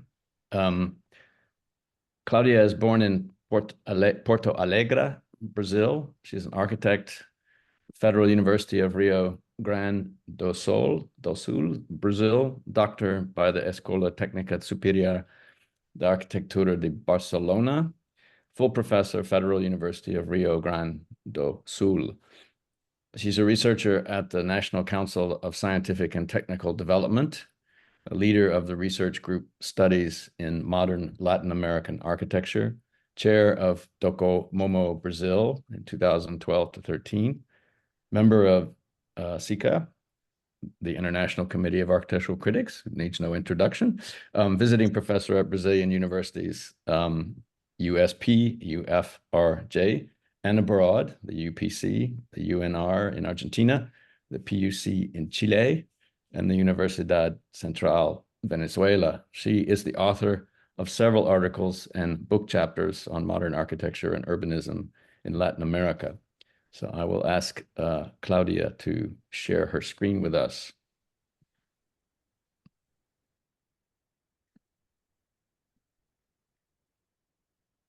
Thank you, Robert, for the presentation. I'd like also to thank the organizer for the opportunity to participate in such an exciting conference. The round-shaped tower is a plain case of architectural autonomy. It epitomizes the assertive, iconic, self-contained building, usually placed against a context from which it would rather stand out than fit in. It requires distance, yet it uses distance to visually engage with the landscape, offering a unique 360-degree panoramic views. Oscar Niemeyer designed the Hotel Nacional in Rio as a striking glass tower overlooking the Atlantic Ocean and Rio's stunning geography. In his monograph about Niemeyer, Underwood regards the hotel as an imposing cylindrical building that would seem more at home in a European or North American city than in the tropical fringe of coastal Rio. It is fair to say that the cylindrical tower could belong or not belong at all anywhere. In its futuristic appeal, the Hotel Nacional was closer to Kikutáki's tower-shaped cities than to Niemeyer's previous slab-form hotels like the Brasilia Palace or the Quitandinha. It would also be fair to notice that hotels are used to work as self-sufficient worlds tailored for the guest's pleasure. However, the paper expects to show that Niemeyer's design was not completely autonomous. It was based on a keen consideration of the surrounding landscape and somehow engaged with Rio's south coastal development process. The hotel was commissioned by Josette Jurs, the founder of the Orsas hotel chain. Jurs had engaged the best modern architects in the design of the Orsas hotels in São Paulo, such as Rino Leve, Jacques Pilon, and Franz Ripp. The so-called Brazilian economic miracle fostered the creation of national public policies to stimulate the tourism industry. During the 70s, Brazil saw the arrival of big international hotel chains. The Hilton was opened in São Paulo in 71, followed by the Sheraton in Rio in 75.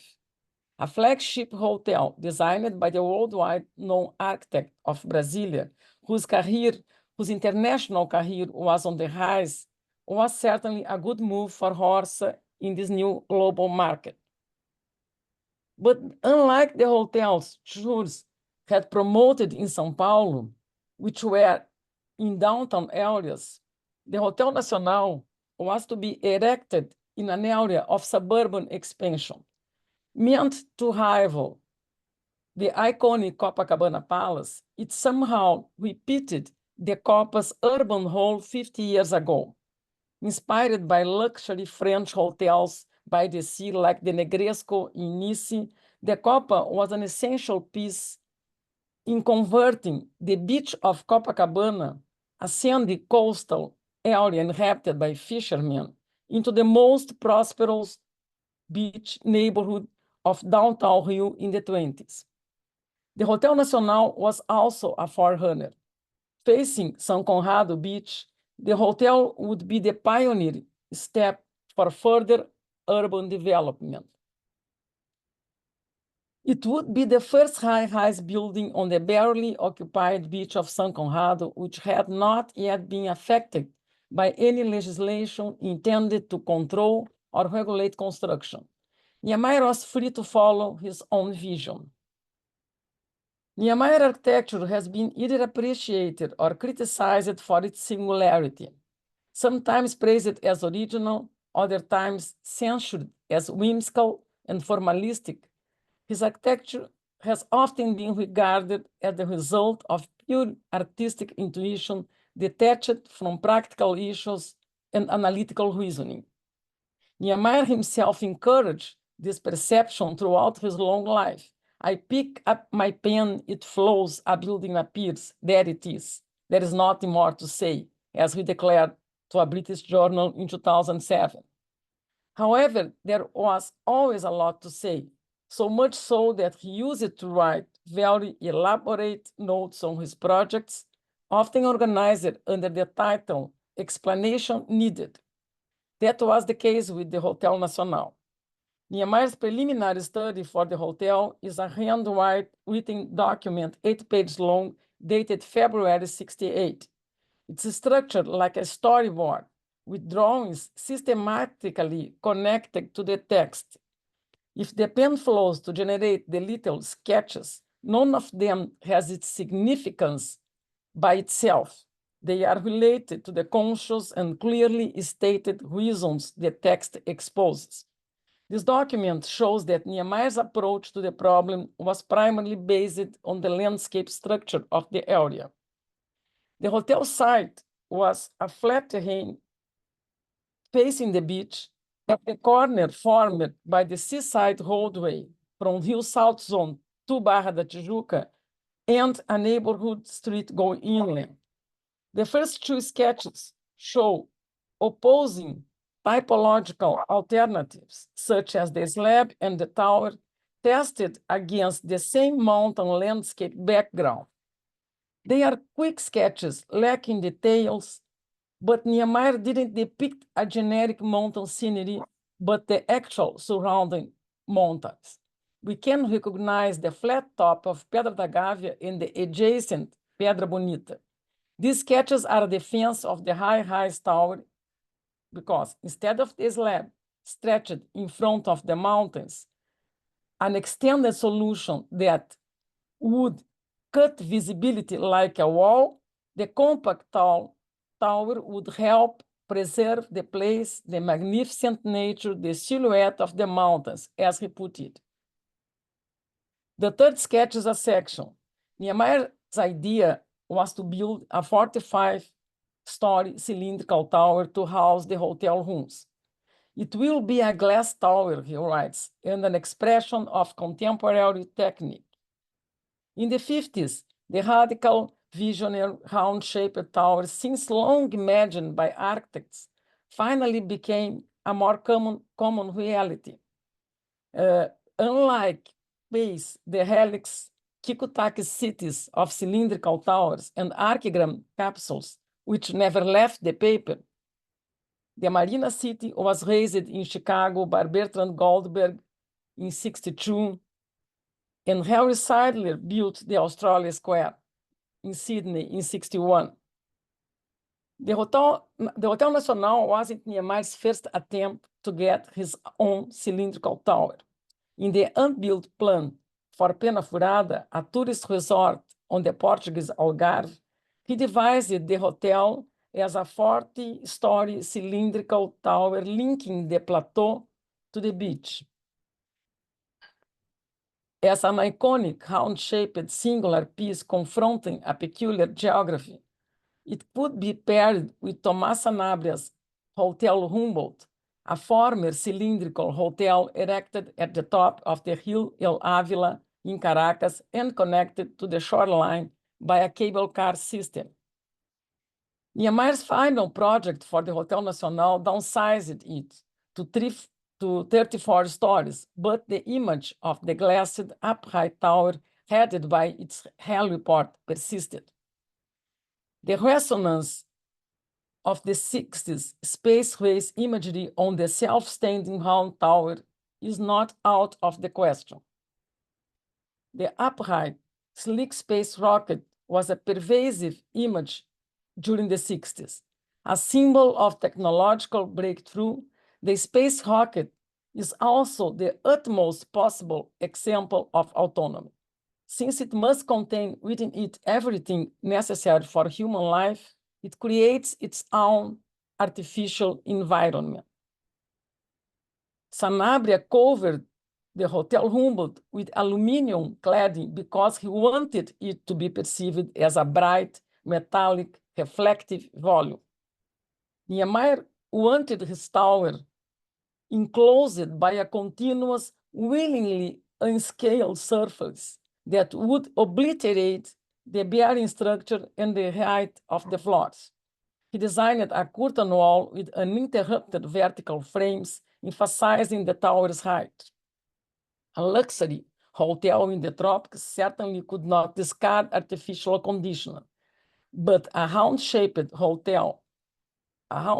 tower with homogeneous surfaces along every distinct solar orientation was a choice relying on artificial air conditioning for environment management.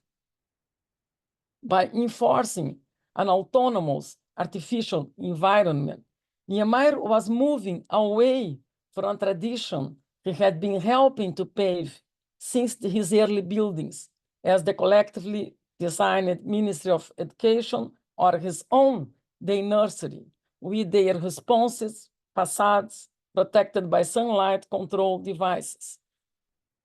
The idea of designing an autonomous object, something that seems either landed or about to depart, not unlike the effect suggested by Niemeyer's unbuilt museum for Caracas, is a common feature of the cylindrical tower.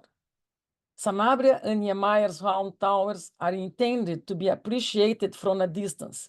They establish a far-reaching domain and visually control the landscape. In the Hotel Nacional, the rooms are arranged readily growing from a central service core.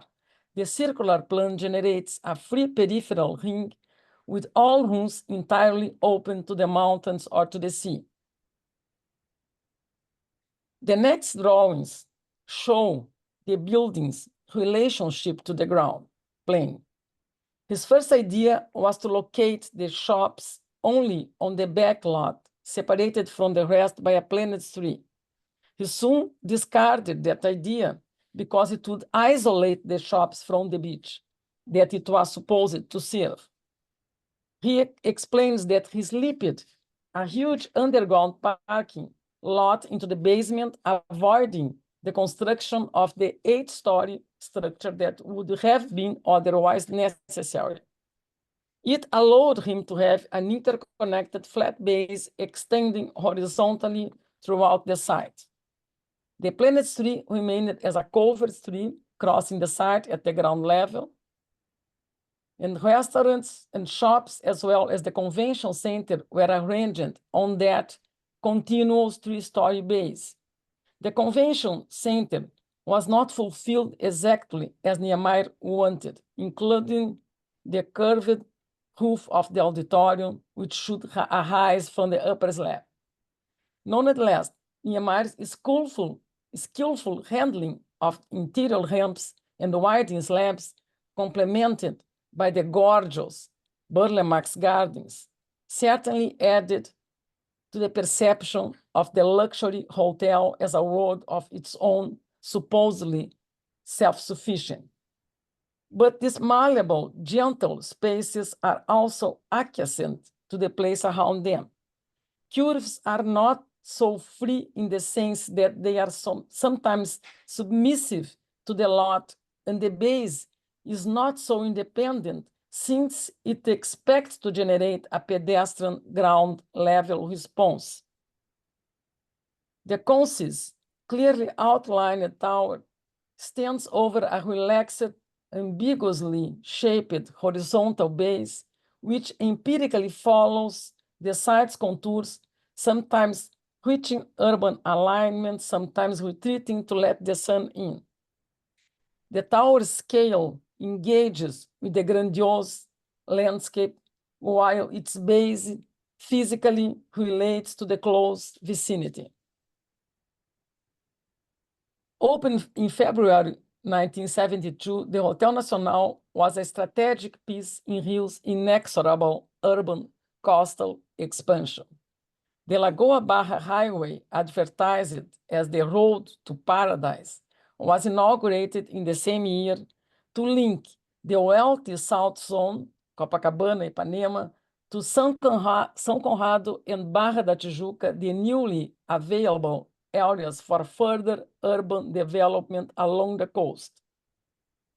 Niemeyer's design for the hotel anticipated the components of his 1969 Barra Center project, carried out in the framework of Lúcio Costa's pilot plan for Barra da Tijuca. Costa's plan was concerned with balance, urban development, and nature. Costa valued Barra's harsh and washed atmosphere and the feeling of being in an untouched, primitive world, as he put it. Since the conventional land parceling would imply the suppression of these features, Costa advocated for the modern urban pattern of freestanding tall buildings spaced apart and surrounded by green areas. Niemeyer's master plan for a residential area located by the sea was designed in the same spirit, and it comprises 75 cylindrical towers, 30-story height, organized in clusters amidst wild nature and Burle Marx gardens. Following the Hotel Nacional round-shaped plan, apartments are arranged around a central core with lifts and stairs. The life of glamour of the Hotel Nacional coincided both with the development of São Conrado and Barra da Tijuca's beachfront as an upper-class residential area and the spread of the favela communities over the next hills. During the 70s, Barra da Tijuca was promoted in the media as the new South Zone and sold as the place of the future. Architecture became an important element of this narrative, which explored the belief that Brazil's best-known architects, Niemeyer, Costa, and Burle Marx, would be in charge of the making of the so-called New Rio, as it had been the case in Brasilia. As reported in the press of the time, Niemeyer's spatial city of cylindrical towers, even the maid's room faced the street. But unlike the Hotel Nacional, the Barra Center's towers emerged right from the ground. Leisure facilities and shops would be concentrated in a horizontal, angled structure that cut across the site towards the sea, forming a pedestrian mall. As advertised by the press, the city of towers would be served by 2 supermarkets with parking space for 8,000 cars, attracting consumers from Copacabana and Ipanema, which, due to the new Lagoa Barra Highway, could get there in 10 minutes. Conversely, those who will live in the unit of Oscar Niemeyer won't have to go out from Barra da Tijuca for nothing, for anything. Niemeyer's city of towers can be seen as the morphological antithesis of Copacabana, the archetype of urbanity with its famous seaside sidewalks and continuous facades over restaurants and shops. Indeed, Niemeyer and Costa did not want to repeat Copacabana in Barra da Tijuca. The suppression of the inner room seemed to be granted in Niemeyer's city of self-standing cylindrical towers, and they expected to avoid the barrier towards the sea formed by the compact Copacabana's urban blocks. Nevertheless, it remained more imagined than fulfilled. Costa's plan was not followed up, and he stepped aside. Since the 80s, a few large real estate companies would convert Barra da Tijuca into the so-called Little Miami that it is today, occupied by shopping malls and large residential condominiums conceived as gated communities, so much criticized by urban scholars as appreciated by the general public. As for Niemeyer's Barra Center, only 2 of the cylindrical towers were built. As for the Hotel Nacional, it was closed in 1995 due to the Orsa chain's financial difficulties. By the decade's end, it was a modern ruin that would have to wait 10 years for a recovery project. The opportunity came with the Olympic Games in Rio, and the updated Hotel Nacional, with its commanding tower over its gentle base, reopened in 2016 and is still functioning. Thank you very much. Thank you, Claudia, and for also staying in the time. We started a little late, so perhaps we could take 1 or 2 questions, but we will need to keep moving forward to stay close to our schedule. If there's some pressing questions, if you could raise your hand, or Wilfred, you can physically raise your hand if you.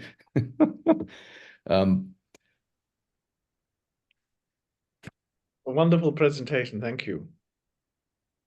Thank you. One thing that perhaps we can come back, if no one's raising their hand, is in your catalog of round buildings. There's sort of 2 options. One is, the particular location, for instance, the Goldberg in Chicago, being on the river, and being an apartment building where one presumably provides a kind of equal presence for all, whereas the hotel has other options. I wondered whether it wouldn't be helpful to have Le Corbusier's proposed embassy for Brasilia, I believe, which was a round building with a rectangular structure embedded in it. And in fact, it could respond to the 4 solar orientations in different ways, as opposed to obviously Niemeyer's building, which is wholly dependent upon air conditioning because some are facing the sun and some are receiving almost no sun. So that might be, and there's not so many projects that have followed that, what to me is a very sort of intelligent logic of the Corbusier use of the round building, but then embedding this rectangular structure in it so that it could still have a solar, it could respond to solar aspects. Because in fact, well, I mean, one of the key issues here is, of course, the dependence of the Niemeyer building on the beautiful base. I think maybe I could just live in that base with the beautiful work by Berlemarks that one sees from above, as opposed to its provision of theoretically equal views. They're all very beautiful, but they pay different environmental penalties. So it's not really a question. This perhaps we can come back to that. No, yeah, it's interesting. Of course, it's not impossible to cover this building with something.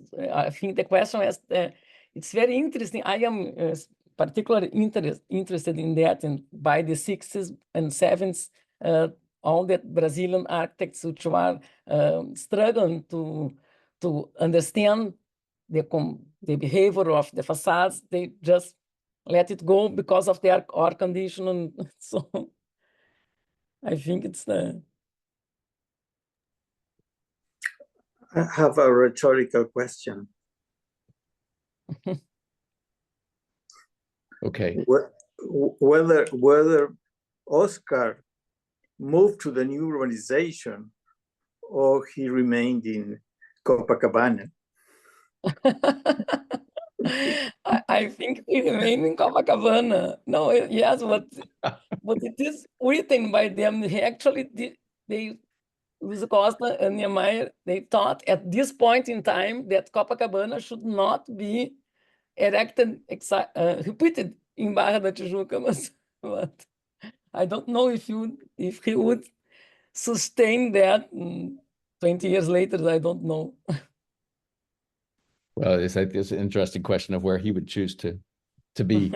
But I think one of his arguments, according to the diagrams, was the cylindrical towers theoretically would interfere less with views of the ocean. But I'm not totally convinced that a series of cylindrical towers with glazing that is reflecting the light is quite the same as looking through a kind of structured series of elements that are engaging the street grid, such as it is at Copacabana. I personally think that one thing is one tower. Other thing is the army of towers. 75. The army of towers would be other type of urban logical. Than the Hotel Nacional is perfect when San Conrado is a barely occupied beach. So you have just this one building freestanding, the only one, but if you repeat that, it's another thing. Yes, in this case, that we ended up, I think, with 2, right? As opposed to a forest. We had a forest of 2. So if there are not any other questions, I would like to proceed to the next presentation so we can stay close to on time. Thank you very much, Claudia, for that beautiful presentation. I will ask a very brief question, if I okay. may. I think I have to update my Zoom to raise my hand properly. Just the notion of autonomy, I was wondering, is obviously a different one in the 60s than we talk about autonomy today, with a lot more distance and skepticism. So what is happening to the autonomy with the multiplication of the towers? Just maybe briefly, you can reiterate what you just said, that it's a completely different thing to have multiple towers as opposed to one tower. So what happens to the autonomy once you multiply the object? In my interpretation, the Hotel Nacional, one tower and his base, it's more a balance between autonomy with when you think the building in respect to the iconic perception of the tower, but I think the base somehow struggles to engage with the city, and I think that the army, as I put the army of towers, I think autonomy. They are much more autonomous respecting to the city. And so I think that the quality of engagement that you can find in the Hotel Nacional, it is lost in Niemeyer's Barra Center project. But I would like to, I think I could stress, perhaps better in the paper than in the presentation, another kind of engagement, perhaps not so architectural one, but the project, the Hotel Nacional and the project, they were actually engaged in this process of suburban expansion. I think in the political, social, and economic sense, perhaps not in a positive way, but they were, because I think the Hotel Nacional contributed to expose something that could be the paradigm for the occupation of Barra da Tijuca. And if you go there and see the hotel, it's good, it would be nice, but when you go to Barra da Tijuca,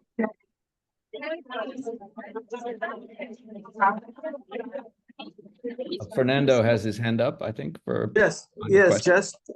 just to follow Claudia's reasoning. A single building into the landscape belongs to a long tradition of landscape of the 19th century, in which a house gives scale and to the mountains. So I think it's particularly effective in creating a sense of consciousness of the landscape, the presence of the building. And Well, If thank I you. may say on what, sorry to interject like this, on what Fernando says, and even centuries before with the follies, Sure. with the follies in parks. Sorry to interject like this. Well, I think that also assumes that it remains isolated, like the Villa Rotunda or the Follies, as opposed to being encroached upon by what we saw in the final slides with the sort of predictable urban in the suburban condition. I don't know if my answer was clear, but I would like to say that kind of engagement, like a more perverse kind of engagement of the building in the process of occupation of the coastal expansion. I don't know if it was clear. Unless there's other questions, I think we are maybe a bit behind. So I'd like to introduce our next speaker, if I can. So our next speaker is Jacopo Benedetti, who's going to speak about the Coletta di Castelbianco of Giancarlo de Carlo in Liguria, Italy. Jacopo Benedetti is an architect and a postdoctoral fellow at the CAUP of Tongji University in Shanghai. He's founding partner of the architectural office Spazi Consonanti, based in Rome, Italy. He studied architecture at the RWTH in Aachen, Germany, and at the University of Rome La Sapienza. He received his PhD in architecture from the University of Roma III. In 2021, he was visiting fellow and visiting lecturer at the TUM in Munich, Germany. He's lectured and published on the topics of heritage, architectural history, and interdisciplinary approaches to the interpretation of the built environment. So with that, I would like to ask Jacopo to share his screen with us. Okay, can you see the screen? Yes. Perfect. So first, I'd like to thank Robert for his introduction, as well as Ruth, Carlos, and Wilfred for making this conference possible. My thanks also go to Shengul for her insightful comments and generous assistance in shaping my paper. Please trust that, though necessarily brief, these acknowledgements are far from mere formalities. The paper will focus on a project by Italian architect Giancarlo de Carlo, a name already familiar at this conference. I'm grateful for Monica's presentation yesterday, which has made my task a little easier by allowing me to skip a lengthy introduction. Unlike her study of the Mercatale in Urbino, the project I will discuss, the renovation of the hamlet of Coletta di Castelbianco in Liguria, Italy, is often and perhaps too hastily dismissed as a minor episode in de Carlo's career. The paper aims to deepen the understanding of this project, showing, to paraphrase de Carlo, just how much lies beneath the surface of, quote, the design of such a humble place, end quote. The presentation will unfold in three parts. First, a brief introduction outlining de Carlo's involvement with Coletta. Second, a description of the site as de Carlo encountered it on his initial visits. And finally, a critical interpretation of the design within the debate of autonomy and engagement. The commission for the renovation of Coletta came in the mid-1990s at a very specific juncture in de Carlo's biography. At 75, the architect remained actively involved in his practice.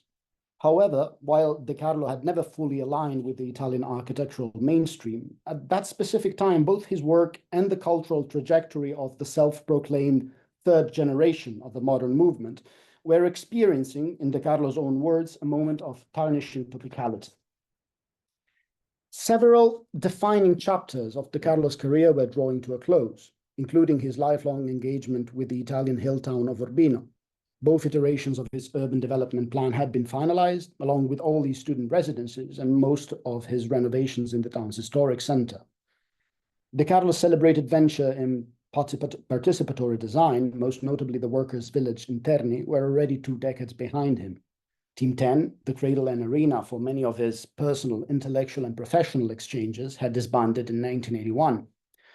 De Carlo's own educational and research platform, the ILAUD, International Laboratory of Architecture and Urban Design, had experienced its most vibrant years in the late 1970s and 1980s, when it was based in Urbino and Siena. De Carlo's editorial initiatives were also winding down. His long-standing collaboration with publisher Il Saggiatore on the book series Struttura e Forma Urbana had ended in 1981, and his journal, Spazio e Società, would publish its final issue in 2000. Coincidentally, the same year, the renovation of Coletta was completed. Gabriele Saggini, a small local developer, first approached Carlo about the renovation of the Ligurian hamlet in 1994. Saggini had acquired the premises a few years earlier after a previous attempt to convert the hamlet into a vacation retreat for German tourists had failed. It didn't take long for Saggini to realize that Coletta was far from ideal as a tourist destination. Although just 20 kilometers or a 30-minute drive from the coast, it wasn't close enough to attract seasonal seaside vacationers. The village was nestled in the Maritime Alps, yet it couldn't benefit from its geography either, with the nearest winter tourism hotspots over an hour away. Its distance from large urban center also made it impractical as a weekend retreat for city dwellers. Cut off from modern highway and rail networks, Coletta was isolated in its rugged rural landscape, striking but deeply impoverished. Faced with a property that seemed unlikely to yield an easy economic return, Saggini took an unconventional approach. On the advice of his younger brother, a media student at the University of Bologna, he envisioned transforming Coletta into a digital village. In other words, Saggini planned to repopulate the old settlement with telecommuters, high-income professionals who could live and work from anywhere in the world, provided they had access to reliable phone, fax, and internet connections, an early version of those we would now call digital nomads. The program must have resonated with Carlo. First, it offered a practical alternative to over-tourism in historical settlements. Second, it encouraged the architect to reflect on a new paradigm of dwelling, one that in hindsight appears prophetic, combining isolation with connection, work with leisure, the world of the hard, reality objects, stones and mortar, with the world of the soft, intangibles, media and services. The idea of coupling the vernacular with the digital also allowed Carlo to revisit one of the foundational tropes of modernism, the interaction between the primitive and the machine, an idealized past and a utopian future. Interestingly, this same interaction had also been a cornerstone for the early pioneers of the digital revolution. To the left, you can see an image from a 1975 advertisement for one of the earliest personal computers, marketed as a tool to reconnect with nature, or more precisely, we could say, to restore an ancestral relationship with the natural environment. However, Saggini's fantastic idea, in Carlo's own words, was not the reason why he accepted the commission. The commission that, worth noting, was an exception in Carlo's career, being the first and only one that had come from private developers. So what swayed him? The answer, we will contend, lies in what Carlo discovered in his visits to Coletta. At the time of the architect's involvement, the hamlet appeared as a tightly knit cluster of hermetic volumes spread over 8,500 square meters of steep terrain. The settlement followed the contours of a natural outcrop positioned to command views of the neighboring valley from a high vantage point. The hamlet consisted of small cells built with random rubble limestone masonry, which, as Carlo observed, were, quote, indistinguishable at first sight from the structure of the terraced hillsides so typical of Liguria, end quote. Coletta had developed over 9 centuries, yet no clear-cut historical layering was apparent. The most recent units were identical to the oldest, following the same unspoken rules that governed the local craft of building. All cells were roughly of the same shape, based on a rectangular footprint that could stretch into a square or trapezoid depending on the terrain and the arrangement of neighboring units. And all were of the same scale, none exceeding 4 stories in height and 4 meters in width. While each unit was simple on its own, complexity arose from their combination into a spatial matrix. Nowhere was this more evident than in the network of pathways threading through and around the cells, unraveling both in plan and in section. A building might be entered at ground level on one side, while on the opposite side, paths would cross over or run beneath it, weaving between spaces at different levels and orientations. The most distinctive architectural feature of the hamlet was the free arrangement of openings, both doors and windows. As with the masonry cells, the openings were roughly the same shape, size, and proportion, yet none were precisely identical. Most windows were framed by thick, white painted plaster cornices. In the absence of large stone, plaster had been applied to create uniform surfaces for the placement of wooden frames. These cornices, the sole concession to ornamentation in an otherwise bare architectural image, also served as headwords of a visual code expressing hierarchies within the original community. The more pronounced and intricate their shape, the higher the standing of the occupant. By De Carlo's own admission, Coletta had, quote, a series of qualities which I'm looking for in other situations, end quote. In other words, in this most unexpected place, nestled deep within the Italian backcountry, De Carlo seemed to find empirical evidence of the intentions that had long guided his work. These were the same intentions that, nearly 30 years later, his close friend Aldo van Eyck had recognized in De Carlo's Collegio del Colle in Urbino, the desire to be embedded in the present and in history, expression of a social vision and response to the landscape, building and city. Quote, I think De Carlo got very close to the enigma of proximity, for everything is far and near in the right way. Close also to the enigma of size and number, for everything is large and small, many and few, in the right way. Close also to the enigma of unity and diversity, for everything is the same and different in the right way, end quote. De Carlo's engagement with Coletta can be understood both as a deeply contextual act of design and a moment of self-reflection and validation, a chance for him to draw even closer to Van Eyck's enigma, to confirm the direction of his research, revisit themes past, and, we will argue, even offer a possible resolution to critical questions in his personal and intellectual biography. In other words, Coletta, when viewed through the lens of De Carlo's previous and ongoing work, takes on the shape of a retroactive manifesto, not one asserted and forced onto the site, but one discovered and backed up through subtle transformations. If this hypothesis is to be explored, we are left with some questions. What exactly did De Carlo see in the medieval hamlet? How did his interpretation influence the project? Or, to put it another way, what might be the tentative points of the Coletta manifesto? For De Carlo, Coletta was an example of architecture where complexity results not from a singular act of design, but from an organizational process, from contextual responses to variables and constraints, from the combination of simple units into larger wholes. In short, to paraphrase De Carlo, not an arbitrary complexity, but a meaningful one. This theme had been central to De Carlo's work for the better part of 4 decades. One might think here at his city-like buildings like the Collegio del Colle in Urbino or the workers' village in Terni.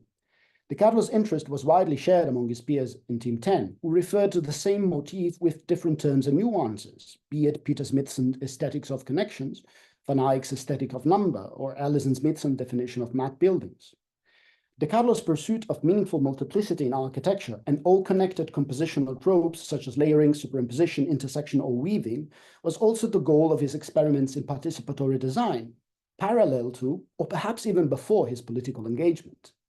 De Carlo viewed participation as a way to infuse living sap into modern architecture, fostering variety and change by harnessing, quote, the plural aspirations of the many possible actors, end quote.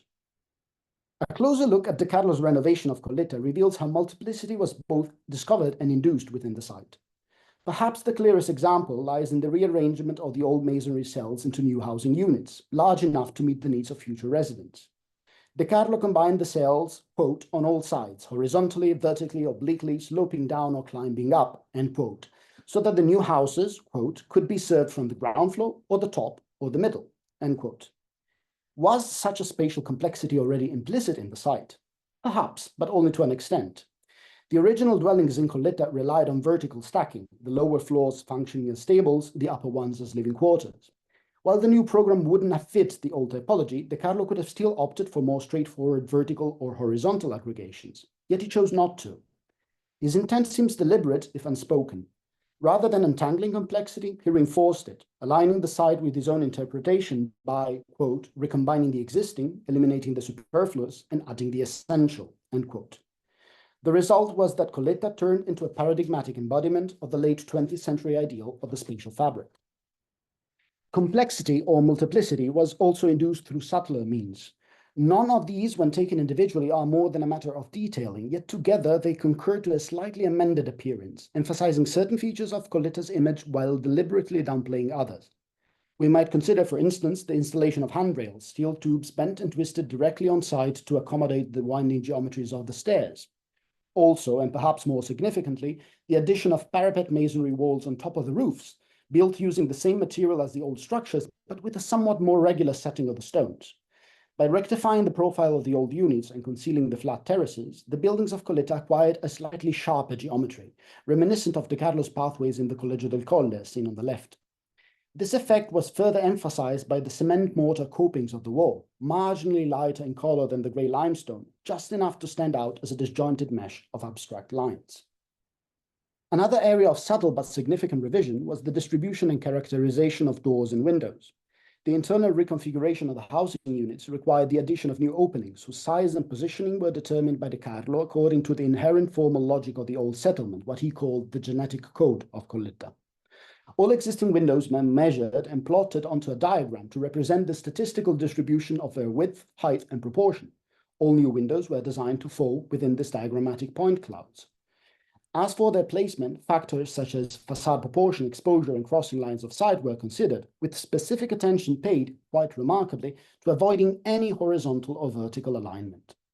Upon closer inspection, it becomes clear that the plaster cornices of the windows were also slightly enlarged and extended with cement mortar, enhancing their visual presence and making them stand out more distinctly against the masonry surfaces. For the doors, Carlo chose traditional wooden frames but painted them in vivid colors, red, greens, or various shades of blue, perhaps a distant nod to the chromatic accent in Le Corbusier's post-war designs. The revised image of Coletta carries a unique tension, appearing both untouched and transformed, textural and geometric, organic and formal, traditional and contemporary. An effect of calculated ambiguity that is perhaps best illustrated in Carlo's recollection of a 1981 visit to the Temple of Apollo at Bassai, Greece. His sketch from the trip is shown on the left. Upon arriving at the temple, Carlo recalled, quote, workers who are busy scaffolding the structure with dark wooden beams treated with creosote. The effect is astonishing because you can see two grids, one of the ancient stone structure and one of the new wooden structure, distinct yet overlapping, two and yet one, a layering that the friends of Team 10 would greatly appreciate and that fascinates. When speaking of Coletta, Carlo always began by making one point abundantly clear. By the time he became involved, the village had been abandoned for over 2 centuries. This statement served as the axiomatic foundation for all his subsequent arguments, and by extension for the interventions he carried out in the village. However, it might be surprising to learn that this statement is also inaccurate. Some informal dwellers still lived in Coletta at the time of Carlo's involvement. More importantly, while the original community had begun to leave the village shortly after Italian unification, the process was gradual rather than abrupt, with the last permanent residents moving out for economic reasons as recently as the 1960s. So why did Carlo present such a misleading narrative? One possible explanation is that by framing the village as having been abandoned for centuries, Carlo could reconceptualize it not as a living settlement, but as a ruin. This allowed him to sidestep the social and political legacy of Coletta and reconcile his work with the vernacular and rural settlements in the post-war Italian debate. To understand the terms of this cultural critique, it's useful to revisit a paradigmatic and contested example of the vernacular in Italy, the cave dwellings of Matera. Aldo van Eyck frequently noted how the example of Matera had been crucial to him and his generation of Dutch architects. However, van Eyck also openly acknowledged that Carlo never shared his admiration for Matera. Quote, Giancarlo threw away Matera as a model for the Casbah because he saw it as a symbol of oppression and poverty, end quote. While for Northern Europeans, Matera represented an idealized other to the present, for Carlo and many Italians, Matera, long before it became a national treasure, was a national shame, a testament to the country's uneven development. We can recall here Carlo's depiction of Matera in his film Cronache dell'Urbanistica Italiana, shown at the 1954 Milan Triennale. When images of the old settlement appeared, the voiceover, written by the architect, spoke with a somber tone. Quote, thousands of people amassed in narrow alleys, caves and shacks were normal dwellings in the south of Italy for a population with no chance at industrial work, end quote. Carlo further described the living condition in Matera as, quote, a frightening and humiliating state of unbalance, where men are reduced to the level of the animals that they dwell with, end quote. While this critique applied to vernacular settlement, what about vernacular ruins? What if the social utopia embedded in their architecture could be decoupled from their social reality? Coletta provided the perfect opportunity to explore that question. In his design, Carlo doubled down on the utopian potential of the old hamlet, avoiding any attempt to soften the overlap between private and public spaces, as he had done, for instance, in the workers' village, Interni, on the right, where privacy was ensured by separating dwellings from communal distribution. In Coletta, Carlo introduced no buffer spaces. A shared vestibule between different residences might have sufficed. He even extended the homes into the ground floor units, originally stables, thus acting as transitional spaces. In short, De Carlo's renovation of Coletta became his most radical experiment in envisioning an alternative form of dwelling, going as far as to enforce communality on the residents. De Carlo also sought to preserve Coletta's original planimetric layout, maintaining its relationship with the landscape of the valley. The only exception was the addition of new parking areas along the road leading to the village. These were designed as two-tiered concrete decks faced with masonry, similar in texture, though not identical to the village's old walls. Taking advantage of the natural slope, the decks were slightly offset to reduce visual mass. From a distance, they appear as a staggered sequence of sharp-edged retaining walls, thus acting more as an extension of the agricultural infrastructure of the valley than as a formal addition to the architecture of the village. Further downhill, De Carlo's design for the open grounds also drew from the grammar and imagery of rural construction. New masonry walls, closely spaced, stepped the plot into terraces. In plan, the walls resemble a loose, organic, theater-like formation, blurring the line between a communal gathering space and a feat of rural engineering, and ultimately serving as both. This approach exemplified a central theme in De Carlo's later research, the agricultural landscape as paradigm for the city and architecture. In his view, quote, countryside, peripheries, historic town centers, buildings, squares, street, end quote, could only be understood as instances of the more general problem of the configuration of the landscape.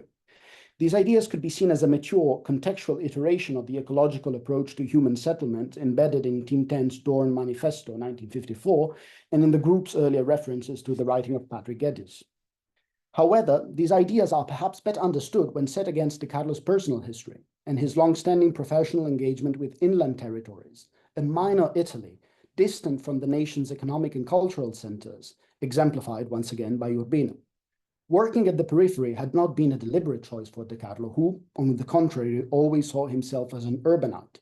By defining the rural landscape as a paradigm for urban and architectural form, De Carlo was performing, whether consciously or not, a peripeteia, a reversal of roles, whereby the marginal becomes central and the negative attributes of rural territories, isolation, backwardness, are transformed into positives, retreat, connection to history. In this sense, De Carlo's involvement with Coletta can be seen as yet another validation of his life and work, a little Urbino, perhaps an even sharper example, because more secluded and impoverished, of how marginality can hold value. The clearest expression of what Carlo Bo, friend and patron of the architect, called, quote, the true Italy, end quote. A notion that, in De Carlo's view, seems to take on the implicit meaning of the only possible context for true Italian architecture. Could we say, in conclusion, that De Carlo's design in Coletta was truly bound to its context? The answer, it seems, is both yes and no. We might try to resolve this apparent contradiction by drawing on Karl Popper's well-known dichotomy between the bucket and the searchlight. In Popper's epistemology, the bucket represents a passive form of engagement with reality, in this case with context, where information is indiscriminately collected and absorbed. The searchlight, on the other hand, embodies an active form of engagement, where interpretation is both guided by reality and shapes reality through selections and omissions. De Carlo's work in Coletta can be perhaps better understood only through the latter, a form of engagement that implies the possibility to challenge the context through interpretation, the possibility to destroy it, to paraphrase De Carlo, quote, through the ideas it is able to break out if preserved, end quote. This might explain why the most engaged project by the most engaged of architects can reveal itself as the mirrored image of 50 years of autonomous research. Thank you. Thank you, Jacopo. That was very dense and very enlightening. And it's a project, I'm a huge fan of De Carlo, but this is not a project that I knew much of anything about, which is, and you've outlined the reasons why that was the case. I was particularly interested in the reading of De Carlo's work by Van Eyck, and in fact, how many of Van Eyck's comments might apply very well to this particular project, which, despite it not being a typical De Carlo project, and of course, being the author of a book on Van Eyck, I have used De Carlo's actually extremely perceptive comments about the work of Van Eyck. So this is a sort of mutual admiration society, but also very perceptive comments that sort of bring out the real meaning, I think, of two people who didn't quite fit into Team 10, at least into certain aspects of it. But which for many of us, maybe they represent the best of what that was about. So I think we can take just a few questions because we're running a little bit behind. So I'll call on Singal, who has her hand up.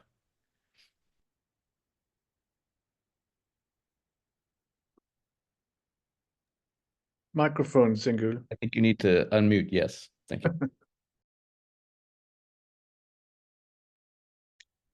Well, I'll speak very briefly in that it's for me, in my view, it's a very good paper redefining the concept of autonomy for us all. I think we may get hints from this paper for the preface of the coming book. And I noted some of them down, not in the order they appeared here. Rectifying the view, retroactive attitude, social vision, organization process, holistic view, eliminating superfluences, calculated ambiguity, etc., etc. I think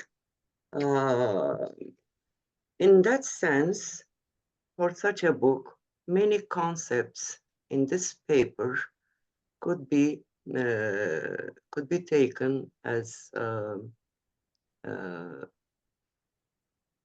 steps, elucidating steps in defining autonomy.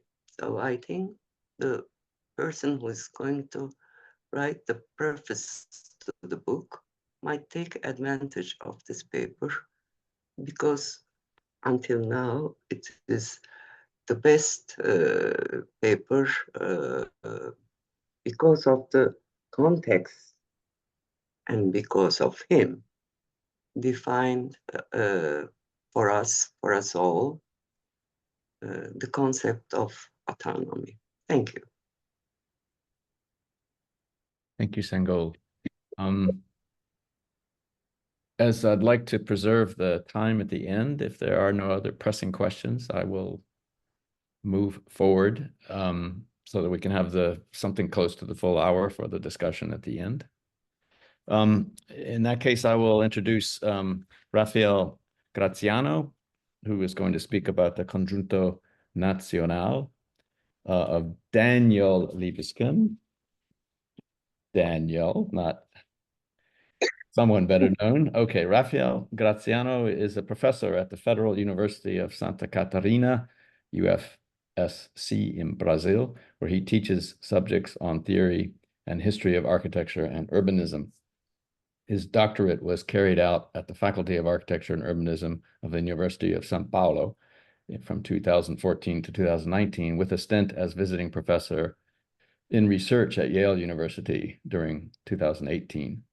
Some of his main publications are the book Space Under Global Patterns, just published by Anna Bloom in 2024, and the chapter The Legitimized Reproduction of a Corporate Typology, published in the book The New Urban Condition, which is published by Routledge in 2021. So I will ask Raphael to share his screen. There we go.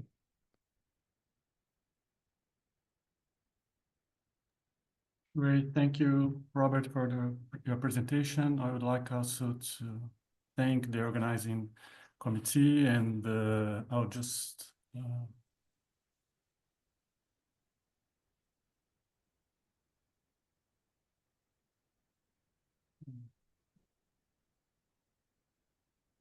sorry. If you could perhaps go to the full screen mode. Yeah, that's it. Sorry, I was looking for it. There we go. Okay. Great.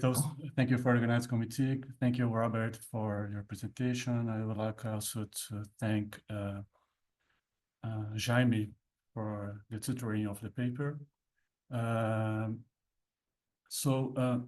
I would like to start with a premise that the critical reading is historically situated and therefore sensitive to changes in context, whether of the observer or the work itself. Interpretations resulting from transformations over time do not necessarily indicate that the meaning of a work has changed, but rather that this meaning emerges from the accumulation of various layers of situated interpretation. This premise will guide the reading of the Conjunto Nacional, a building that can be interpreted as an entity either autonomous or related to its surroundings, depending on the historical moment we analyze it. So Conjunto Nacional is a mixed-use complex designed by the then young architect David Libeskind, no relation to Daniel Libeskind, right? After winning a closer competition held in 1955. The complex, opened to the public in 1962, consists of a slab that's here with 3 structurally independent towers, 2 commercial and 1 residential, set on a base with shops, a cinema, and a garden. Conjunto Nacional is located in Avenida Paulista in São Paulo, Brazil. As one of the first skyscrapers on Paulista, it is here at the right. It signaled a shift in the avenue's urbanization process. So let's think about it now as engaged in its context, and then later as autonomous of Avenida Paulista. During a visit to Conjunto Nacional, it's noticeable how it has become an extension of the bustling Avenida Paulista, located at a prime spot where it intersects with their commercial Rua Augusta. Its location is reinforced by the extensive public transportation options available on both streets.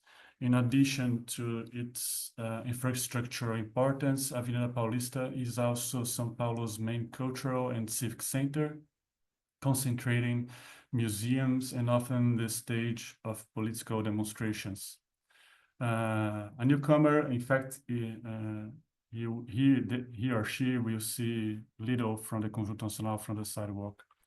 The complex consists of a slab approximately 12 meters high that dominates the entire block. Sorry, a base of 12 meters high that dominates the entire block, and a slab above it over here that is almost aligned to Alameda Santos, that is this back street over here. As a result, the building has a minimal impact on the pedestrian despite its significant scale.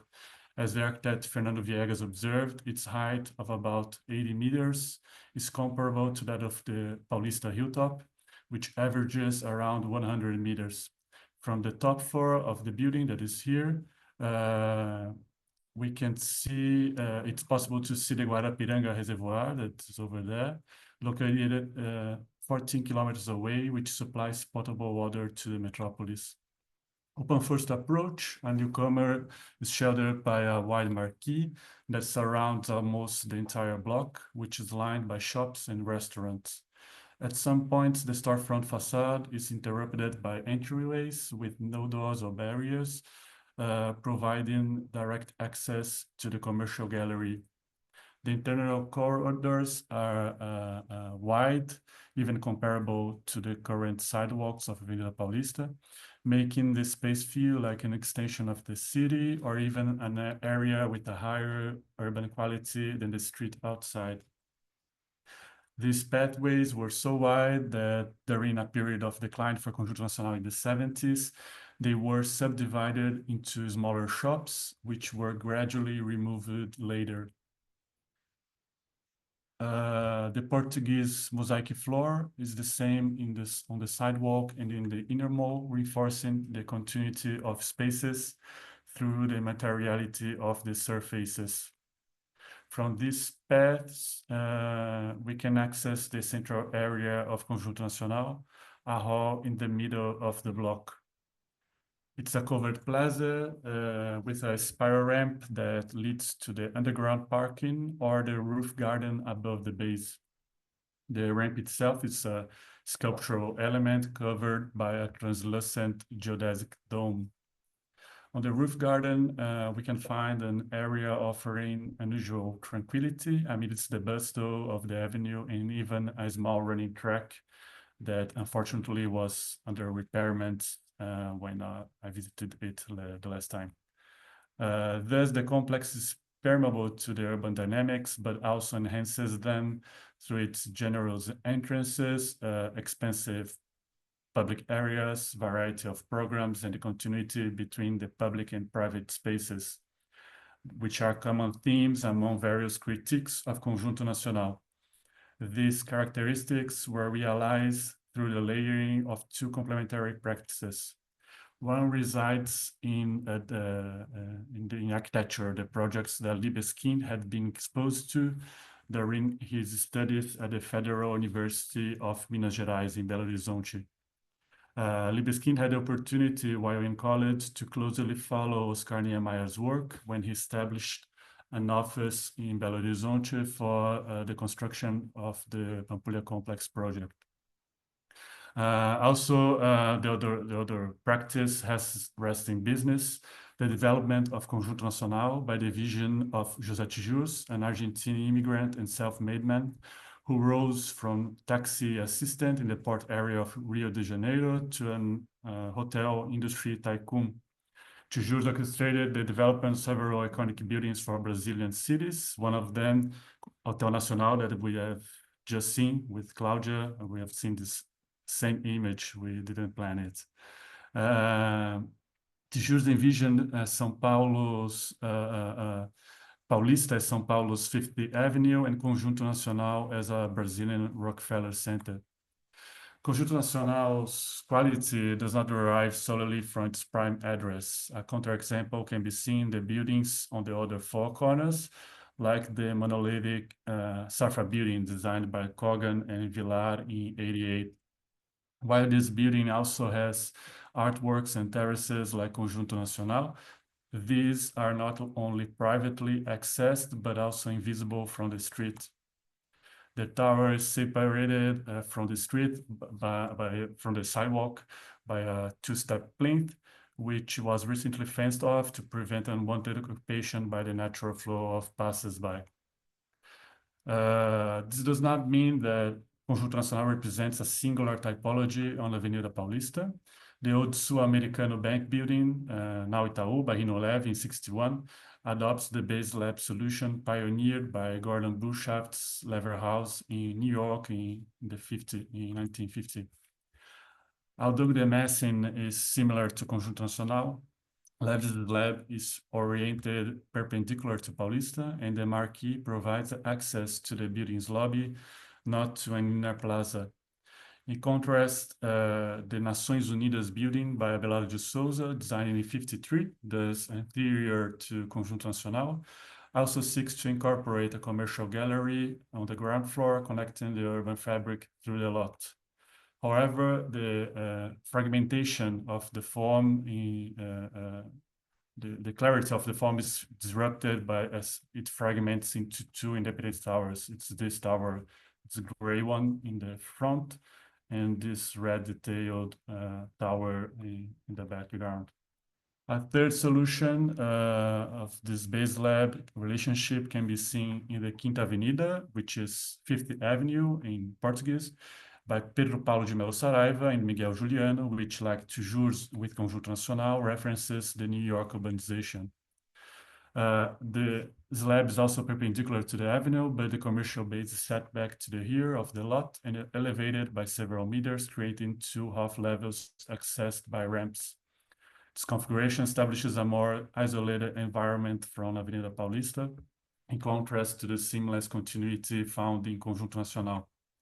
Therefore, Conjunto Nacional stands as one of the best occupation models of Avenida Paulista, yet it has never been properly replicated, partly because the scale of intervention of an entire block has not been achieved again. Let's go back in time now with the argument that in the inauguration, Conjunto Nacional was autonomous from its context. In contrast to this present interpretation, visiting the newly inaugurated Conjunto Nacional, which is in the center of the image here, would have produced a very different impression. Photos and accounts from that time show the intrusion of this enormous complex into a calm suburb. In its origin, the development of Conjunto Nacional was speculative in its bet on a new model of urbanization for the avenue. The building was conceived as a growth machine in the sense of Harvey Mullach, but also Manfredo Tafuri. That is to say, architecture created inside the struggle of the production of urban space and its transformation into a commodity. The program itself suggested a new form of engaging with Avenida Paulista, paving the way for new legislation. Just as real estate promoters guided the process from a political economy perspective, so was architecture conceived independently of its context. The autonomy of urban development was mirrored by the autonomy of the architectural design. Until the mid-20th century, Avenida Paulista was still occupied by the local elites, luxurious estates, whose wealth came from the coffee trade and a nascent industry. The very land where Conjunto Nacional now stands was previously occupied by an Art Nouveau villa, designed by the French architect Victor de Bougrain in 1902. So in this image, this is the block of Conjunto Nacional, and we can see the beginning of the excavation for the underground parking. And this is the image of the design of the villa by Victor de Bougrain. Entrepreneurs de Tissus perceived that the commercial activity in the downtown area over here was beginning to move upwards towards Paulista via Rua Augusta, transforming it into the main urban vector at that time and foreshadowing São Paulo's future development. Tissus, drawing on his previous experience in luxury hotels, envisioned a new elite program for the area, replacing the suburban states by his Brazilian Rockefeller Center. Accounts from that time describe how Conjunto Nacional broke with the idyllic urban haven of Avenida Paulista in favor of a new environment of enjoyment and entertainment. Weekend visits to Conjunto Nacional became small leisure excursions in a city that was just beginning to reach a metropolitan scale. So here I don't have the images of this use on the weekends, but we have here the construction phase, and we can see on the limits of the block, these small houses that are the neighbors. The Rockefeller Center also can serve also not only as a model of development for Tissus, but also as an interpretative model for us. In his analysis of the New York complex, Tafuri highlights how its construction inaugurated a new axis of urbanization, leaving Midtown with the Empire State towards sites closer to the Central Park as Rockefeller Center. The Rockefeller Center was a response to the urban balance proposed by the Regional Plan of New York, launched a few years before the start of its project. It was an economic intervention in the city, significantly impacting its overall occupancy and real estate market by the agency of entrepreneurs. If in New York, we can say that the city was undergoing extensive urbanization, but with specific fronts of verticalization driven by the real estate market, we can say that the process is relatively more consolidated than we can find in Brazil, where Avenida Paulista was still bordering some rural areas. Certainly, Paulista already had the beginning of its verticalization process, including some buildings by prominent Brazilian architects, such as Anchieta, this one by Roberto Brothers. We can see in this image, it's in the background. And also Três Marias, this other building in the center that we can see here by Abelardo de Souza. We can see in this image also the beginning of the construction of the base of Conjunto Nacional. However, the project of Conjunto Nacional prefigured developments that would not become possible until 1962, when the zoning changes allowed commercial activities on Paulista. Indeed, an earlier version of Conjunto Nacional included plans for one of its towers to be a hotel, a sector in which Tijuros already had experience. So it was this tower here that should be a hotel originally. The hotel was cancelled due to legislation, but ultimately the city adapted to the Conjunto Nacional. We can see here the beginning of the construction of the slab with the tower for the hotel. And also in this image.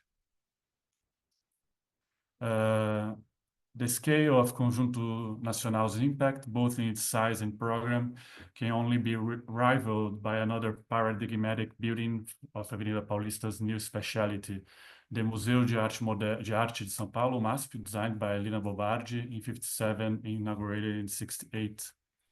The initial proposals for Conjunto Nacional were made in 1952 by Warszawski and Neumann, with the first being one of the pioneers of modernism in São Paulo.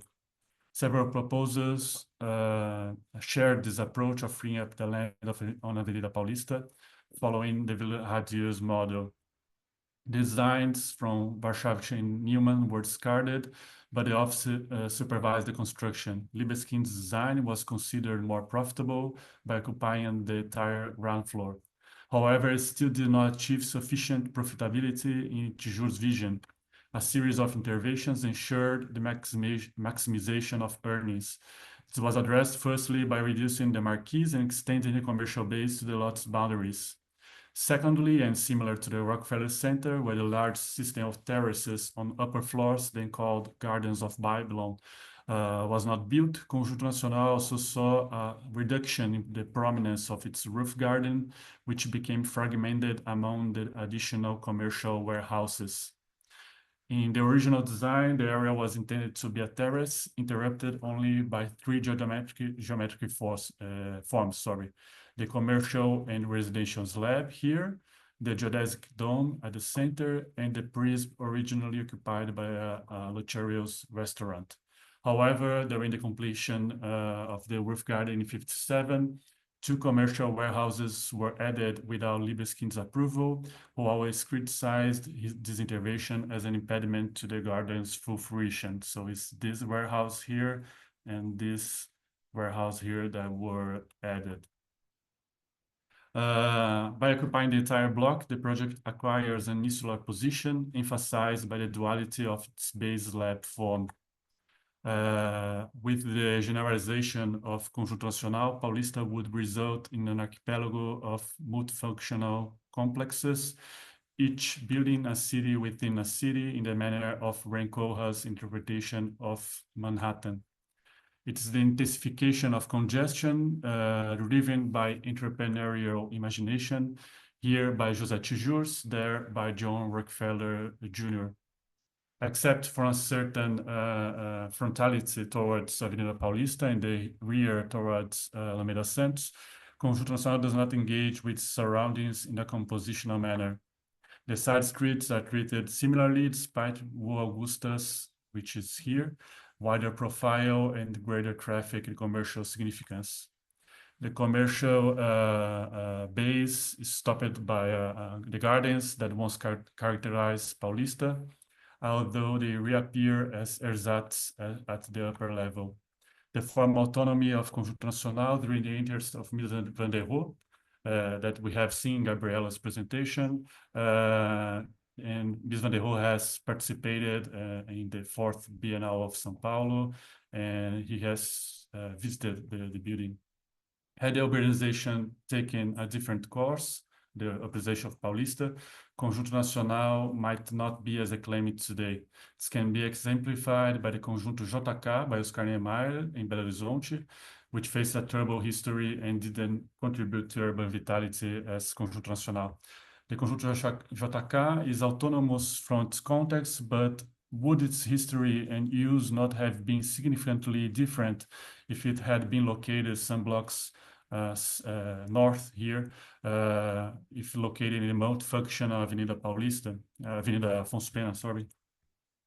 without the urban relevance of Avenida Paulista and despite the architectural qualities of Conjunto Nacional, the building would have appeared disproportionately large for its context in a project shaped by maximizing real estate yield through the enlargement of built area. In this sense, Conjunto Nacional was a proposal for autonomous design that compared to its counterparts is among the more engaged in an urbanization model for Avenida Paulista. Its quality lies in proposing one of the best paths the city could follow. Its renown stems from turning the presage into effect. Thank you.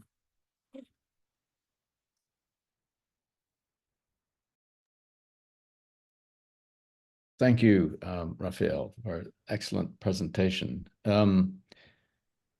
We could begin, I think, with questions directed to your paper, but I would invite everyone to join for the more general discussion, which I think we would begin now. I see Wilfred nodding. Make a comment? May I make a comment? Yes, yes. Yes. Thank you, everybody, for these beautiful set of presentations. Thanks, NZINGA, for the keynote speak. I just want to make a comment that I think is relevant to both Claudia and Raphael Grazziano's presentations. And that's, I think it would gain if both papers would gain if it were mentioned that the actual reference, for the whole block base and the tower above really harks back to Ludwig Hilberseimer's city project, So in a way, it's both projects, also realize that the modern urbanism is much more complex and varied than only that people usually realize.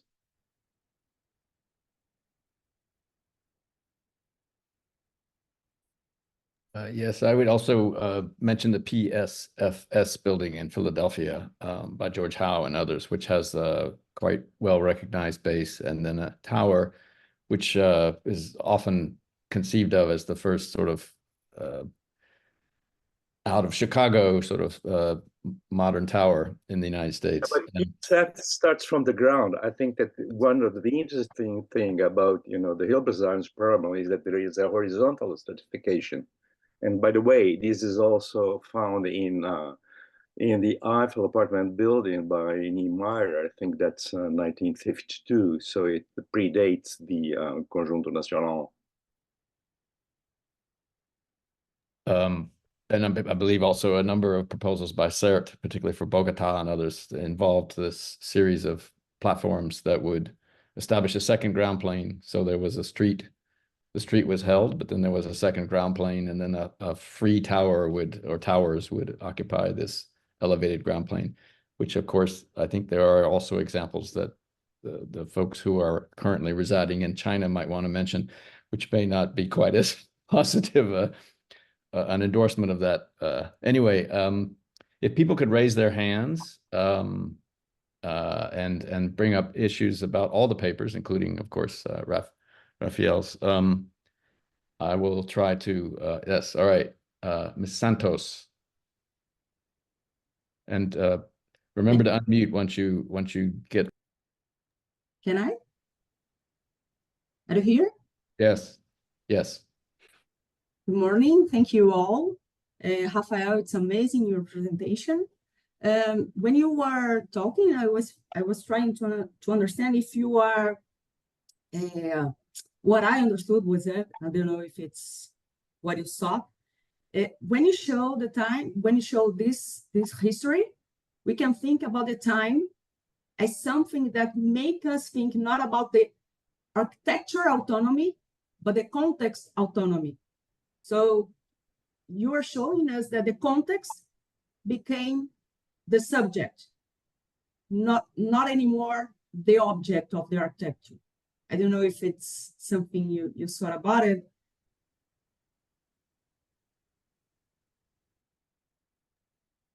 I don't know. I began the paper thinking about the critics that read Conjunto Nacional today as engaged to its context, and I was quite amazed when I found these photos of the beginning of the construction. And I started a paper thinking about how we couldn't say really that it was engaged with its context at that time, right? Mainly because we can compare it to Warszawskik's versions that tried to maintain the gardens in Paulista, now not anymore with the suburban states, but with slabs, right? So it would maintain some sort of landscape, but would change the typology of occupation of Vila Paulista, right?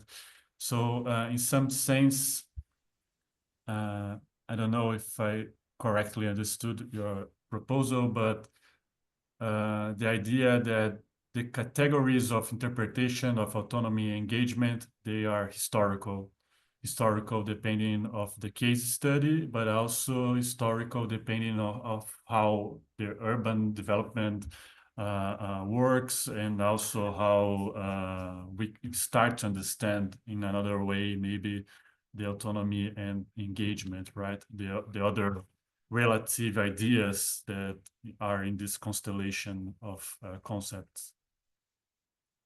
Thank you for your question, Samira. Fernando has his hand up, so I will recognize him. Thank you. I just wanted to compare this paper, Conjunto Nacional, with the Chicago case that presented Gabriela Naranjo, because I think in some way they are interesting. They are the opposite. The Chicago buildings provided a void to a context where there already were very solid blocks. So this is what makes those plazas efficient in terms of space and contrast of solid and void. But in the case of Conjunto Nacional, the previous situation was mostly as villas, so it was a very fluid space. And Conjunto Nacional presented an implicit project of the avenue as a continuous facades and only upper slabs, which it makes it so interesting. And one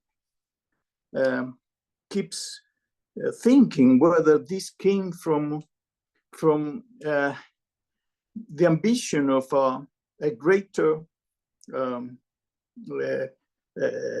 extraction of wealth from the ground in terms of construction of the developer, or it came from the ideas on the concepts of the architect, of Libeskind. So how it's intriguing to guess how this works together, these two forces.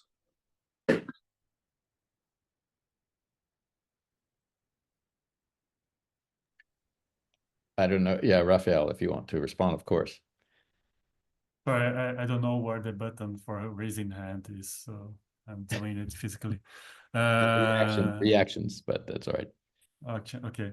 I agree with you, Fernando, about Gabriela's presentation. I was thinking about it also, because in Chicago, we have plazas and the monoliths emerge from them.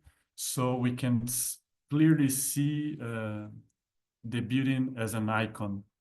And I think in the case of Conjunto Nacional, not really, because the base obstructs the compression of the slab when you are in the sidewalk, right?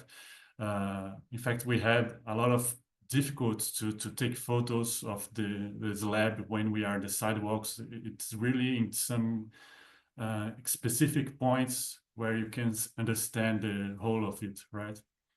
And yeah, I agree with you also about this happy encounter between the development and the architect, right? Warszawczyk proposed several ideas for Tijoux, but Tijoux didn't build any of them because he didn't like how it wasn't profitable enough, right? So I think Libeskind's proposal is in some sort of this happy encounter that it is related to some sort of tradition of the base life form that Comas and Robert were talking about, but it is also related to this interest of Tijoux in building the maximization of ground floor, right? I would just say also that I found amazing when I was looking at the program that we have two architects that appear, right? Giancarlo de Carlo and Jacopo and Monica's, and also two works that use the same, that were built by the same promoter, right? That's Tijoux, which are Conjunto Nacional and Hotel Nacional. I found that curious in the whole program. Thank you. I'm looking for more raised hands. If you go to the reactions, you can raise your hand. I see Louise has raised her hand. So yes, thank you. I enjoyed the presentations. Of course, the first one, it was kind of poetic to me. But I want to refer to Claudia Cabral presentation to a point where she said, and to see if I'm right or it was just a coincidence. You said that in Barra de Tijuca, that of course Costa is the planner, the urban planner, like in Brasilia, and you said, and they wanted to do the same thing with Niemeyer doing the buildings and Burle Marx doing the landscape. Was it just a coincidence, or was really a thought of kind of redoing Brasilia in the coast of São Conrado and Barra de Tijuca? Thank you, Luis. You know, what I was saying during the presentation is that I thought that the press, the media, wanted to sell the lots on the Barra, and so there was a lot of advertisement joining them with this new Rio, as they call it, the new Rio. I think that was more like a narrative she built to make people perceive that perhaps Barra would be like done by the architects who had made Brasilia. It was not entirely true, because it's a fact that Lúcio Costa made the pilot plan, but then he stepped aside because he felt that it was not being followed. But Barra, it was not be like Brasilia exactly, because it was supposed Lúcio Costa was doing a plan, and it had to be developed by other people. The case of the Barra Center, it was a special case that this part of the Barra project, there was an entrepreneur, Múcio Ataíde, who commissioned Niemeyer to do this project, but the other ones would be, so it was not true. But I think that was something more or less constructed as a way to advertise Barra da Tijuca. It was more other people thinking, meaning journalists and publicity. But then I add a last question. In the center, that with all those towers of Niemeyer, was there an idea of having Burle Marx doing the landscape or no? Yes, there was. Yes, in there. Okay. And I think, as I had said before, I think that Lúcio Costa wanted to do a pilot plan for Barra da Tijuca more similar to Brasilia than to Copacabana, in the sense that he wanted to use this building spaced apart and to consider something that in fact, today we became to value again because it would be more, the soil will be much more permeable, but it also in a perhaps in an ambivalent way because it was also car dependent, a lot of things, but it is near, it's correct. Burle Marx was supposed to do the gardens for the Barra Center project. It was, I don't know how much he did, but it was supposed to, because just 2 towers were built, the others, and the third one was they began to build it. Perhaps today they will follow it, but I don't know exactly what will happen. Thank you. Thank you. Thank you. Any other? I have a couple of things in the chat, but I don't know that they are actually questions. They are very specific. If you wanted to put your hand up, Carlos or Johan, and Ruth has also her hand up now, so I recognize. It's not really a question, it's much more a comment. I think it's very interesting because the conference subject is autonomy and engagement. And the 4 papers, they were very, very ambiguous. It's not an opposition. Autonomy versus engagement is all the time discussing when is this and when is that, but then it changes and then it changes again and it morphs, and it depends on time, it depends on place, it depends on anything. So I like it very much, the way we organized this group, because many papers come with this idea, not opposing ideas, but complementary ideas, but also ambiguous ideas. Just a comment, perhaps the authors could say something about that, because they have very interesting similarities, conceptual similarities between the 4 papers. Thank you. Can I just ask a clarification from Ruth on this matter before they answer? Yes. Ruth, would you think, as you phrased it, if this is the case that you presented, and I think you're right, and also yesterday we saw some cases regarding the ambiguity of the 2 terms, wouldn't this at the end of the day work in favor of engagement and much less in terms of autonomy? Because in this sense, autonomy is already undermined. If there is a back and fro to the context, then engagement is always the condition under which we're in. I'm just wondering. Yeah, probably you're right, because or at least we want to be like that, because we are more engaged people in a way. I am, probably many of us. But autonomy is important too, because some solutions like the cylinder, it's autonomous. You can't deny that. Anyway, it depends on the situation, on the context, on the many other things, on time, on place, on etc. It can be seen in other ways. So yes, I think this is the debate. It's one of the possible debates here. Wilfred has his hand raised, so. Yeah, I found the button. If you go back to how the conference title is phrased, it does not say ornament is crime. It says architecture between autonomy and engagement. Now that means that, of course, architecture can do both at the same time.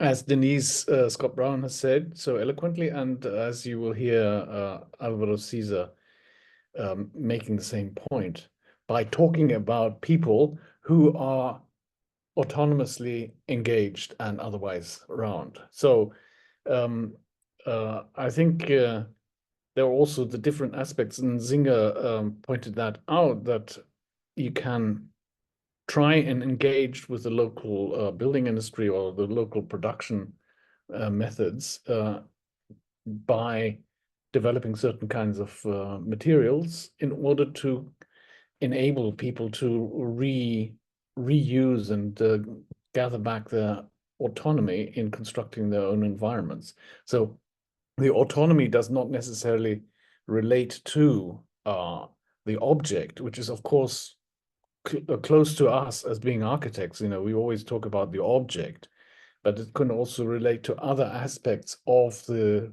built culture, and therefore, yes, it's a topic that can be interpreted in all sorts of ways, as it has been shown. But the most important thing, Ruth, I think this is where Raphael's point is very important, that interpretations change. Both our interpretations change vis-a-vis the project that we're discussing, in those terms where we would locate a project, but also the circumstances of the project change, or the contexts change over time. As we've seen in the Giancarlo case, a village that's become abandoned has been reoccupied and is now something completely different. It's no longer an agricultural abode, but it's a place for urban hermits. And in the case of the Conjunto Nacional, the original thing, it's very important that Raphael showed the original context as a kind of suburban context, which is completely eroded, and the jump in scale is absolutely massive.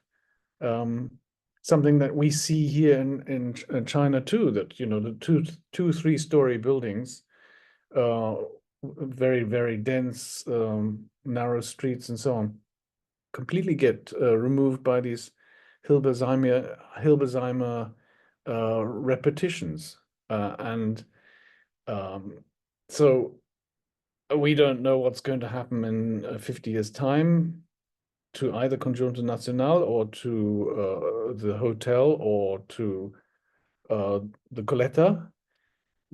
And maybe architects in the future will have to transform these places to suit other uses.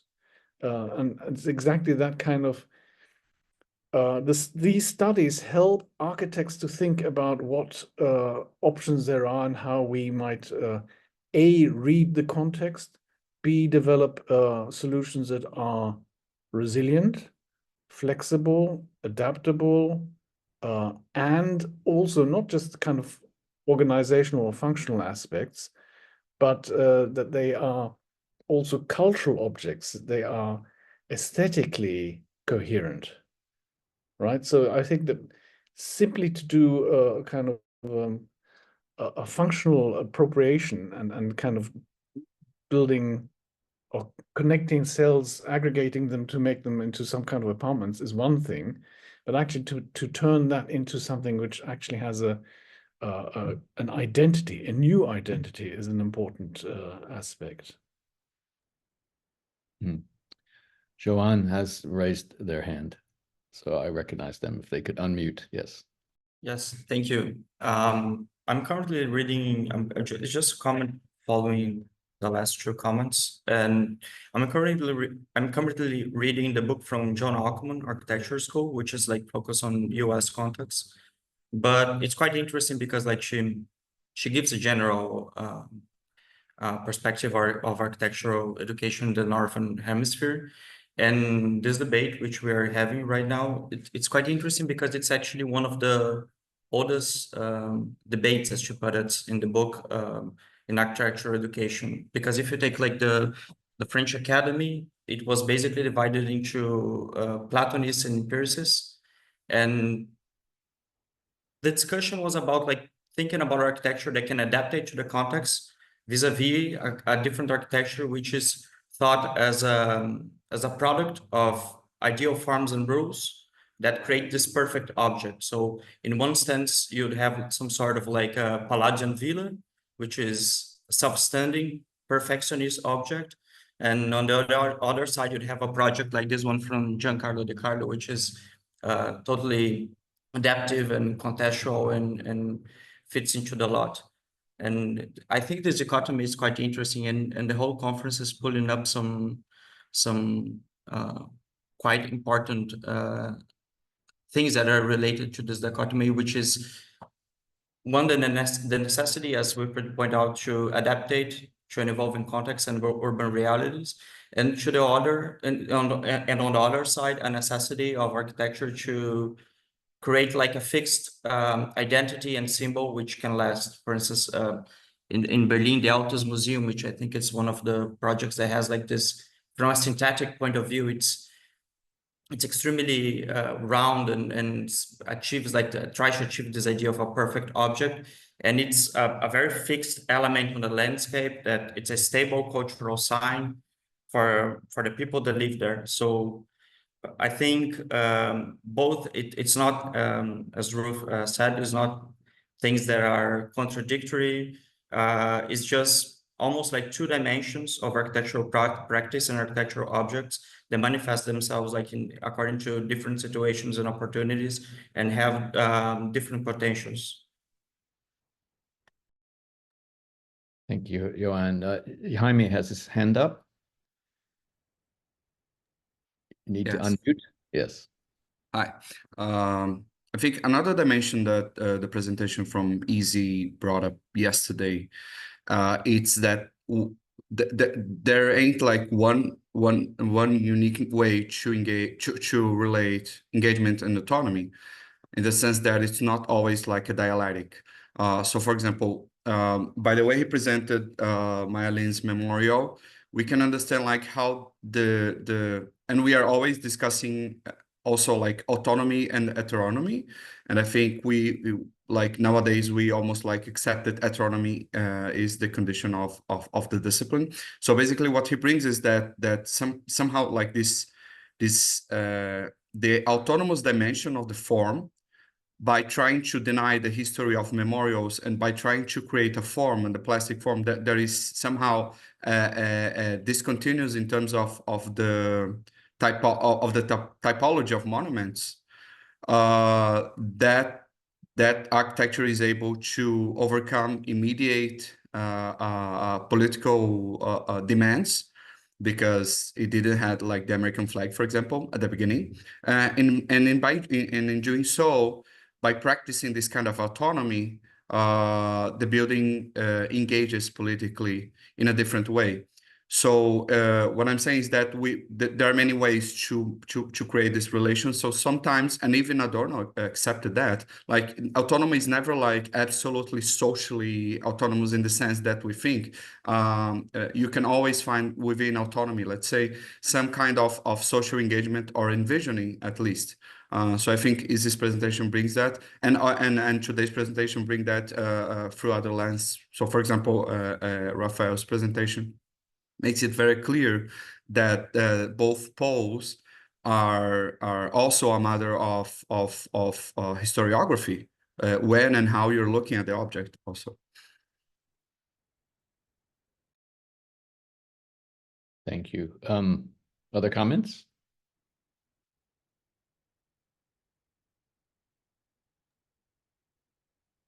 Elias has read, yeah.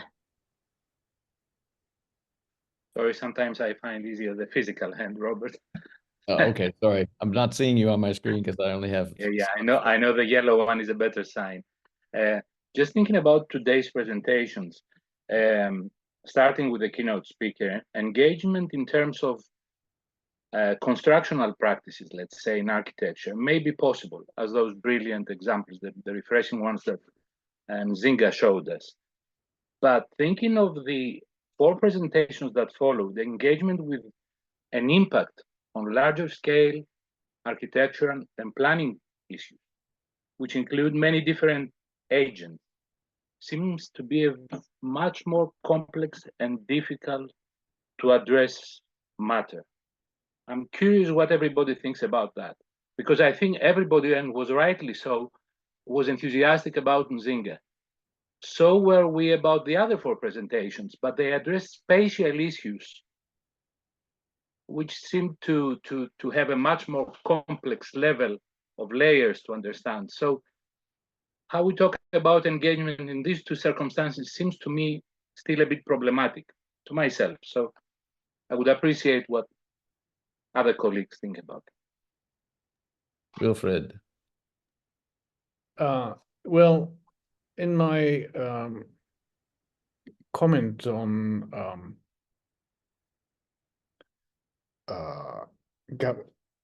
Gabriela's presentation regarding what kind of negotiations need to go on.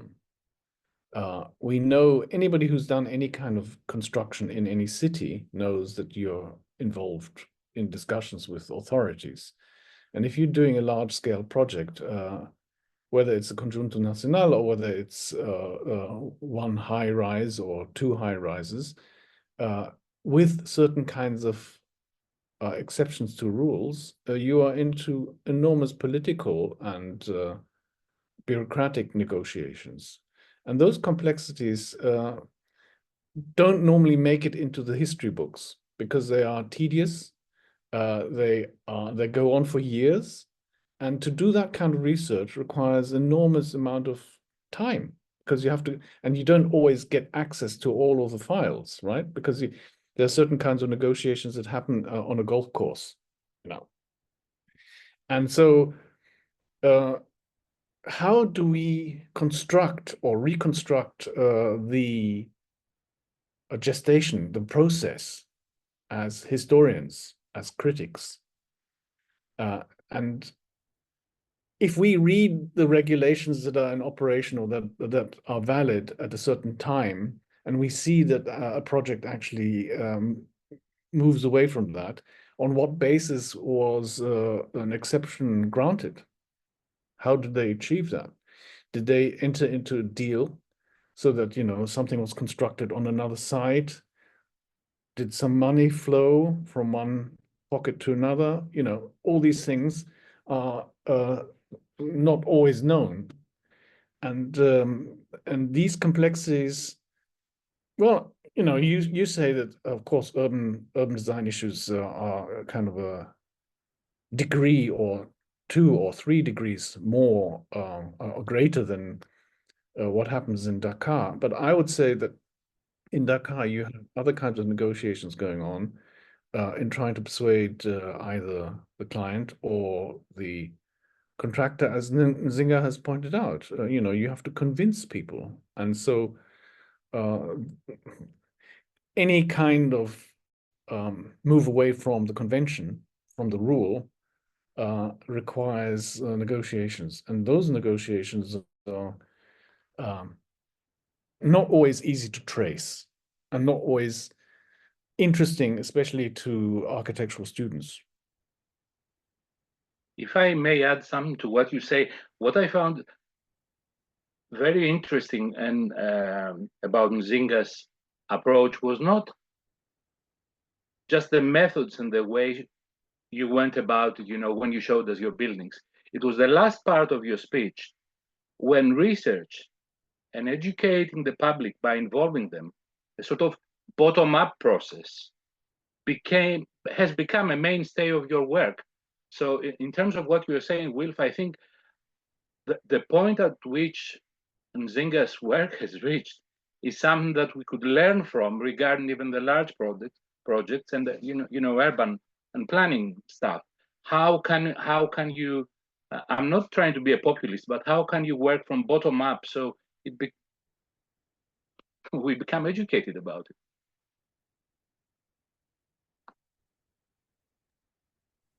I don't know if she wants to respond directly, but Sabine also has her hand up. So if she wants to ask her question, Sabine. I'll go after NZINGA if she wants to respond.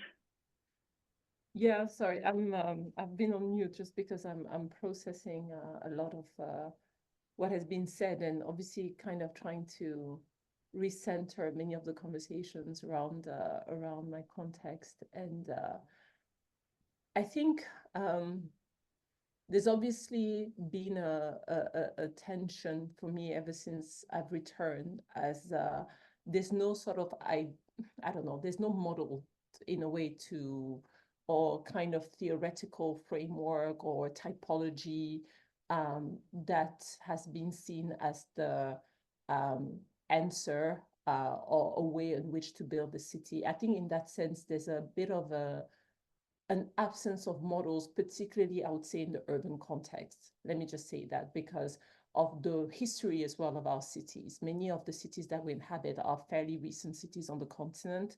They tend not to be the sort of ancient historical cities that were usually in the hinterlands. A lot of the kind of capital cities are colonial cities, you know, they're on the coast because it was linked with an economy of extraction.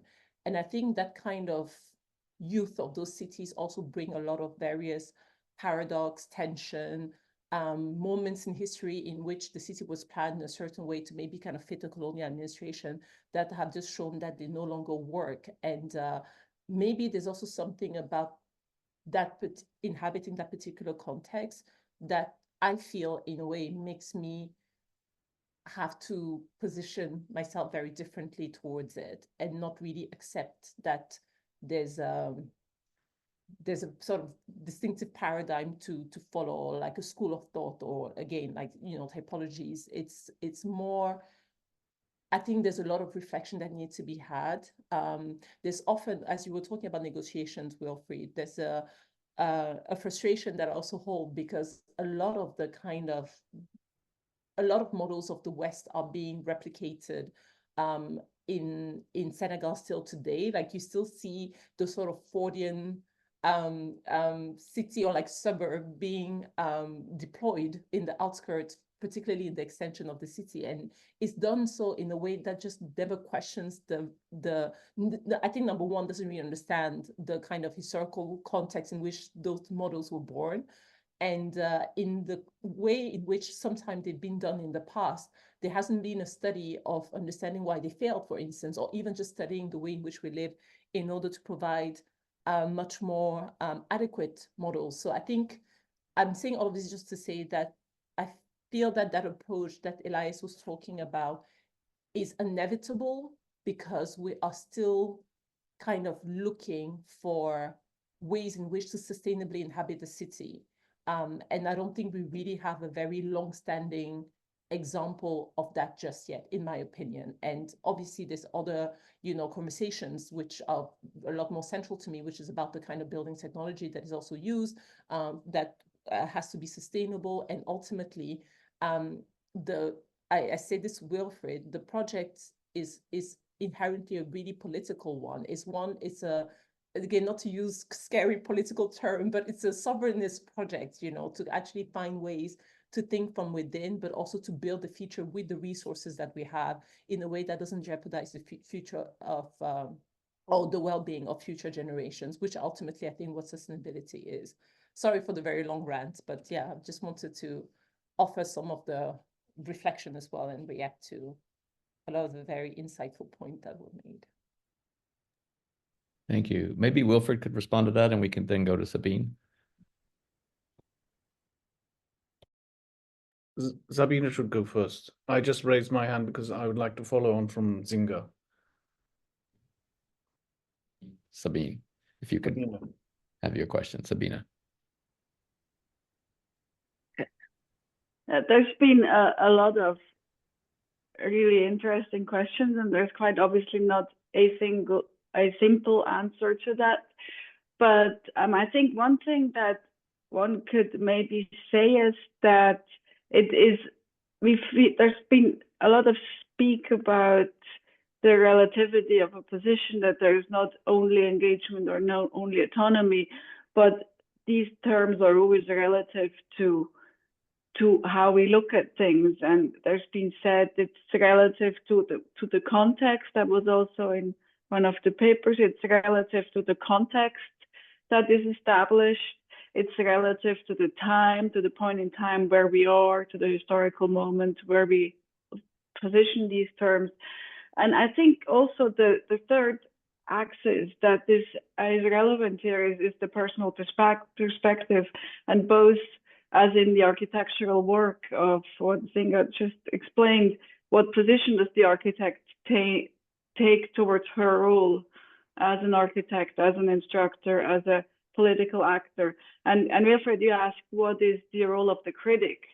And I think also as a critic, it's always a choice of the position you take and how you're, and I think it's I think what I want to say is that it's really important to also, like me now being more a critic than a practicing architect, I think it's very important to reflect on the position we take, and that is never, that always remains relative, so that it's not a position we take and we just stay there. But to me, it's really important that I'm able to change my position, to also move with the changing times, the context, to be aware and be attentive to the position we take, and to be able to also change so we can take on multiple viewpoints.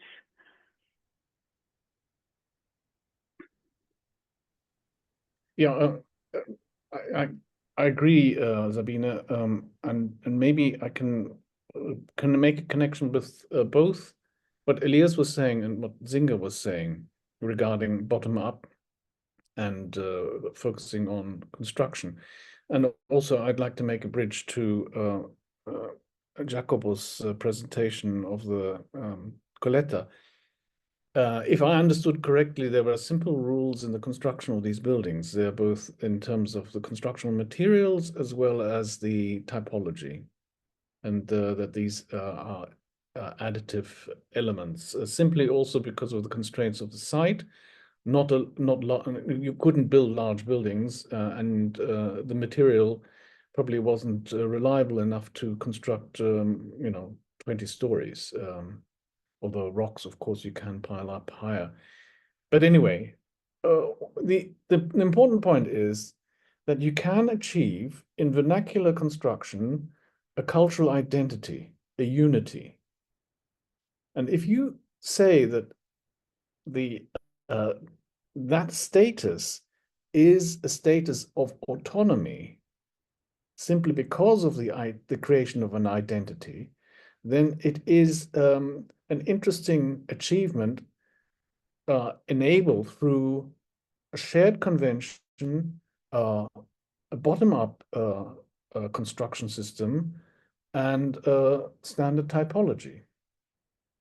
So if we project that into our contemporary situation, and this of course is we are living in a situation where everybody is pursuing her or his own dreams, from the developers to the architects. Where are our shared conventions? If we do not share conventions, if we strive for the autonomy in the object, to the point that it separates itself from the rest, we end up in the condition that most cities look, right? A kind of a heap of, in Shanghai, I invite you all to come to Shanghai to see the results of this, or any other city in China, or any other city in the United States, or Canada, or South America. This is the result. And so I'm not saying the ideal is the vernacular village, but I think we need to recognize that if we understand that there is such a thing as cultural identity and unity, and that these things have been achieved, what is the situation, what is the goal of contemporary democracy, contemporary society, in the pursuit of the construction of an individual building in the context of a city? What are the responsibilities of the critics, of the architects, of the clients, of the politicians? Now, it's blowing up the topic into kind of a huge area. I make no apologies. A new charter. I see Johan has his hand up again. Yeah, a very short commentary building up what Wilfried says. I think this is the crucial question, and what NZINGA has talked before about this spread out of suburban developments in Africa. I think, and the last provocation that Wilfried made, I think with what we're talking about is deeply like the depth of planning capacity on like a common or social level. Like it's almost dead now.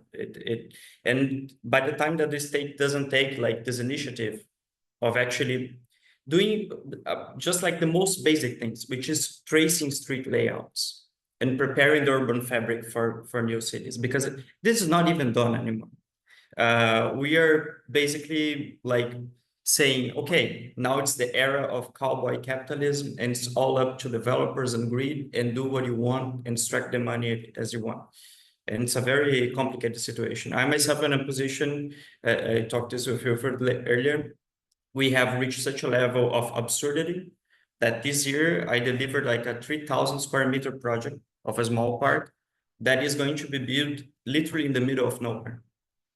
Because like it even doesn't have cities or like a proper city around it.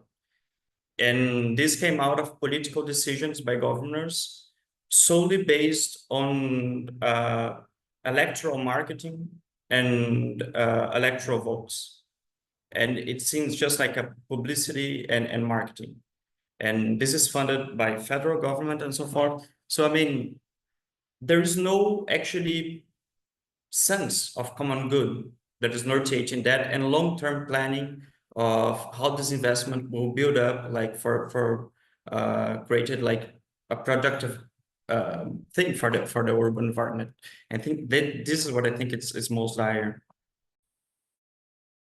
Thank you. What join? NZINGA has her hand up again. It will be a very short comment, just to respond to as a response to João. I think I completely hear everything that you say, but I think that's also maybe a lot of the issue with kind of seeing not just architecture or construction just as an output and just really seeing things as objects. I feel like we've gotten to a place where we forget that there's actually people that inhabit these spaces that are designed. I think the tower and the skyscrapers is probably, I think, one that is the most emblematic of that.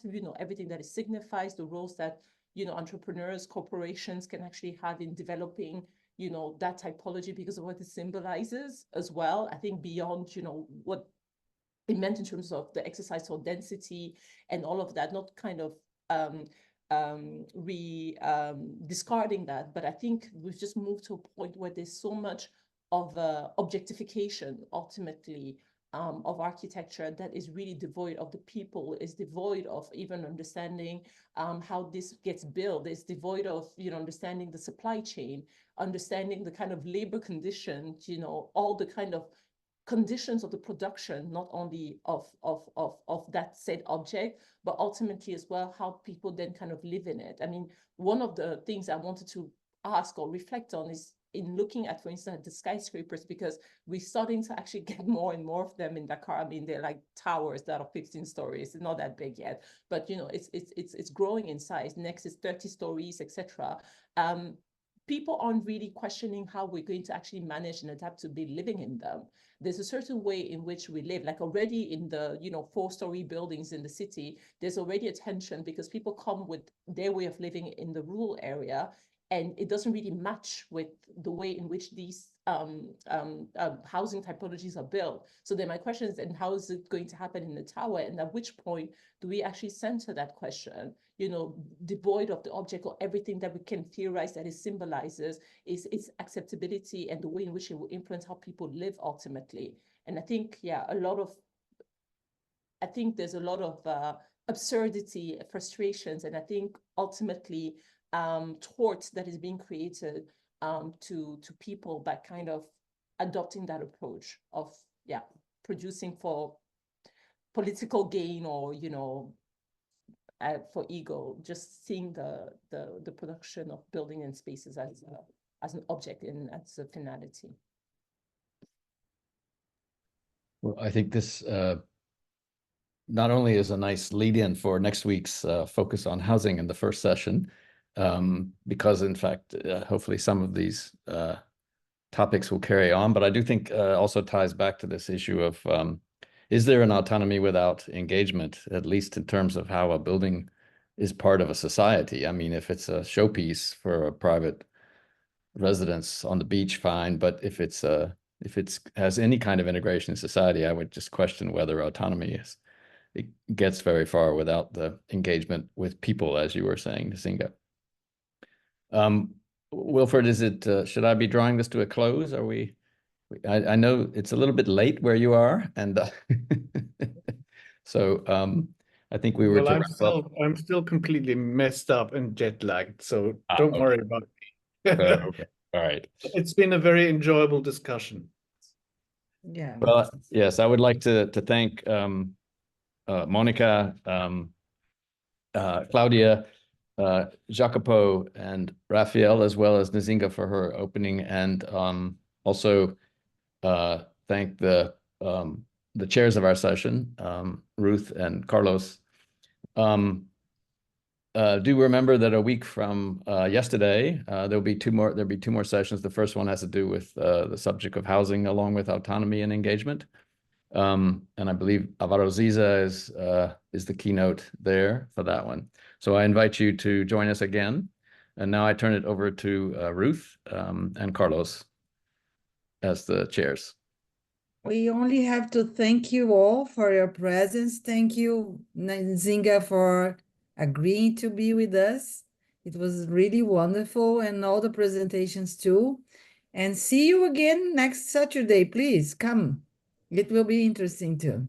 And thank you, Robert, for chairing the session. Great job. Thank you very much. And thank you, Carlos. See you next week. Thanks, everybody. Bye. Bye, everybody. Have a good week. Thank you all. Bye-bye. Bye-bye.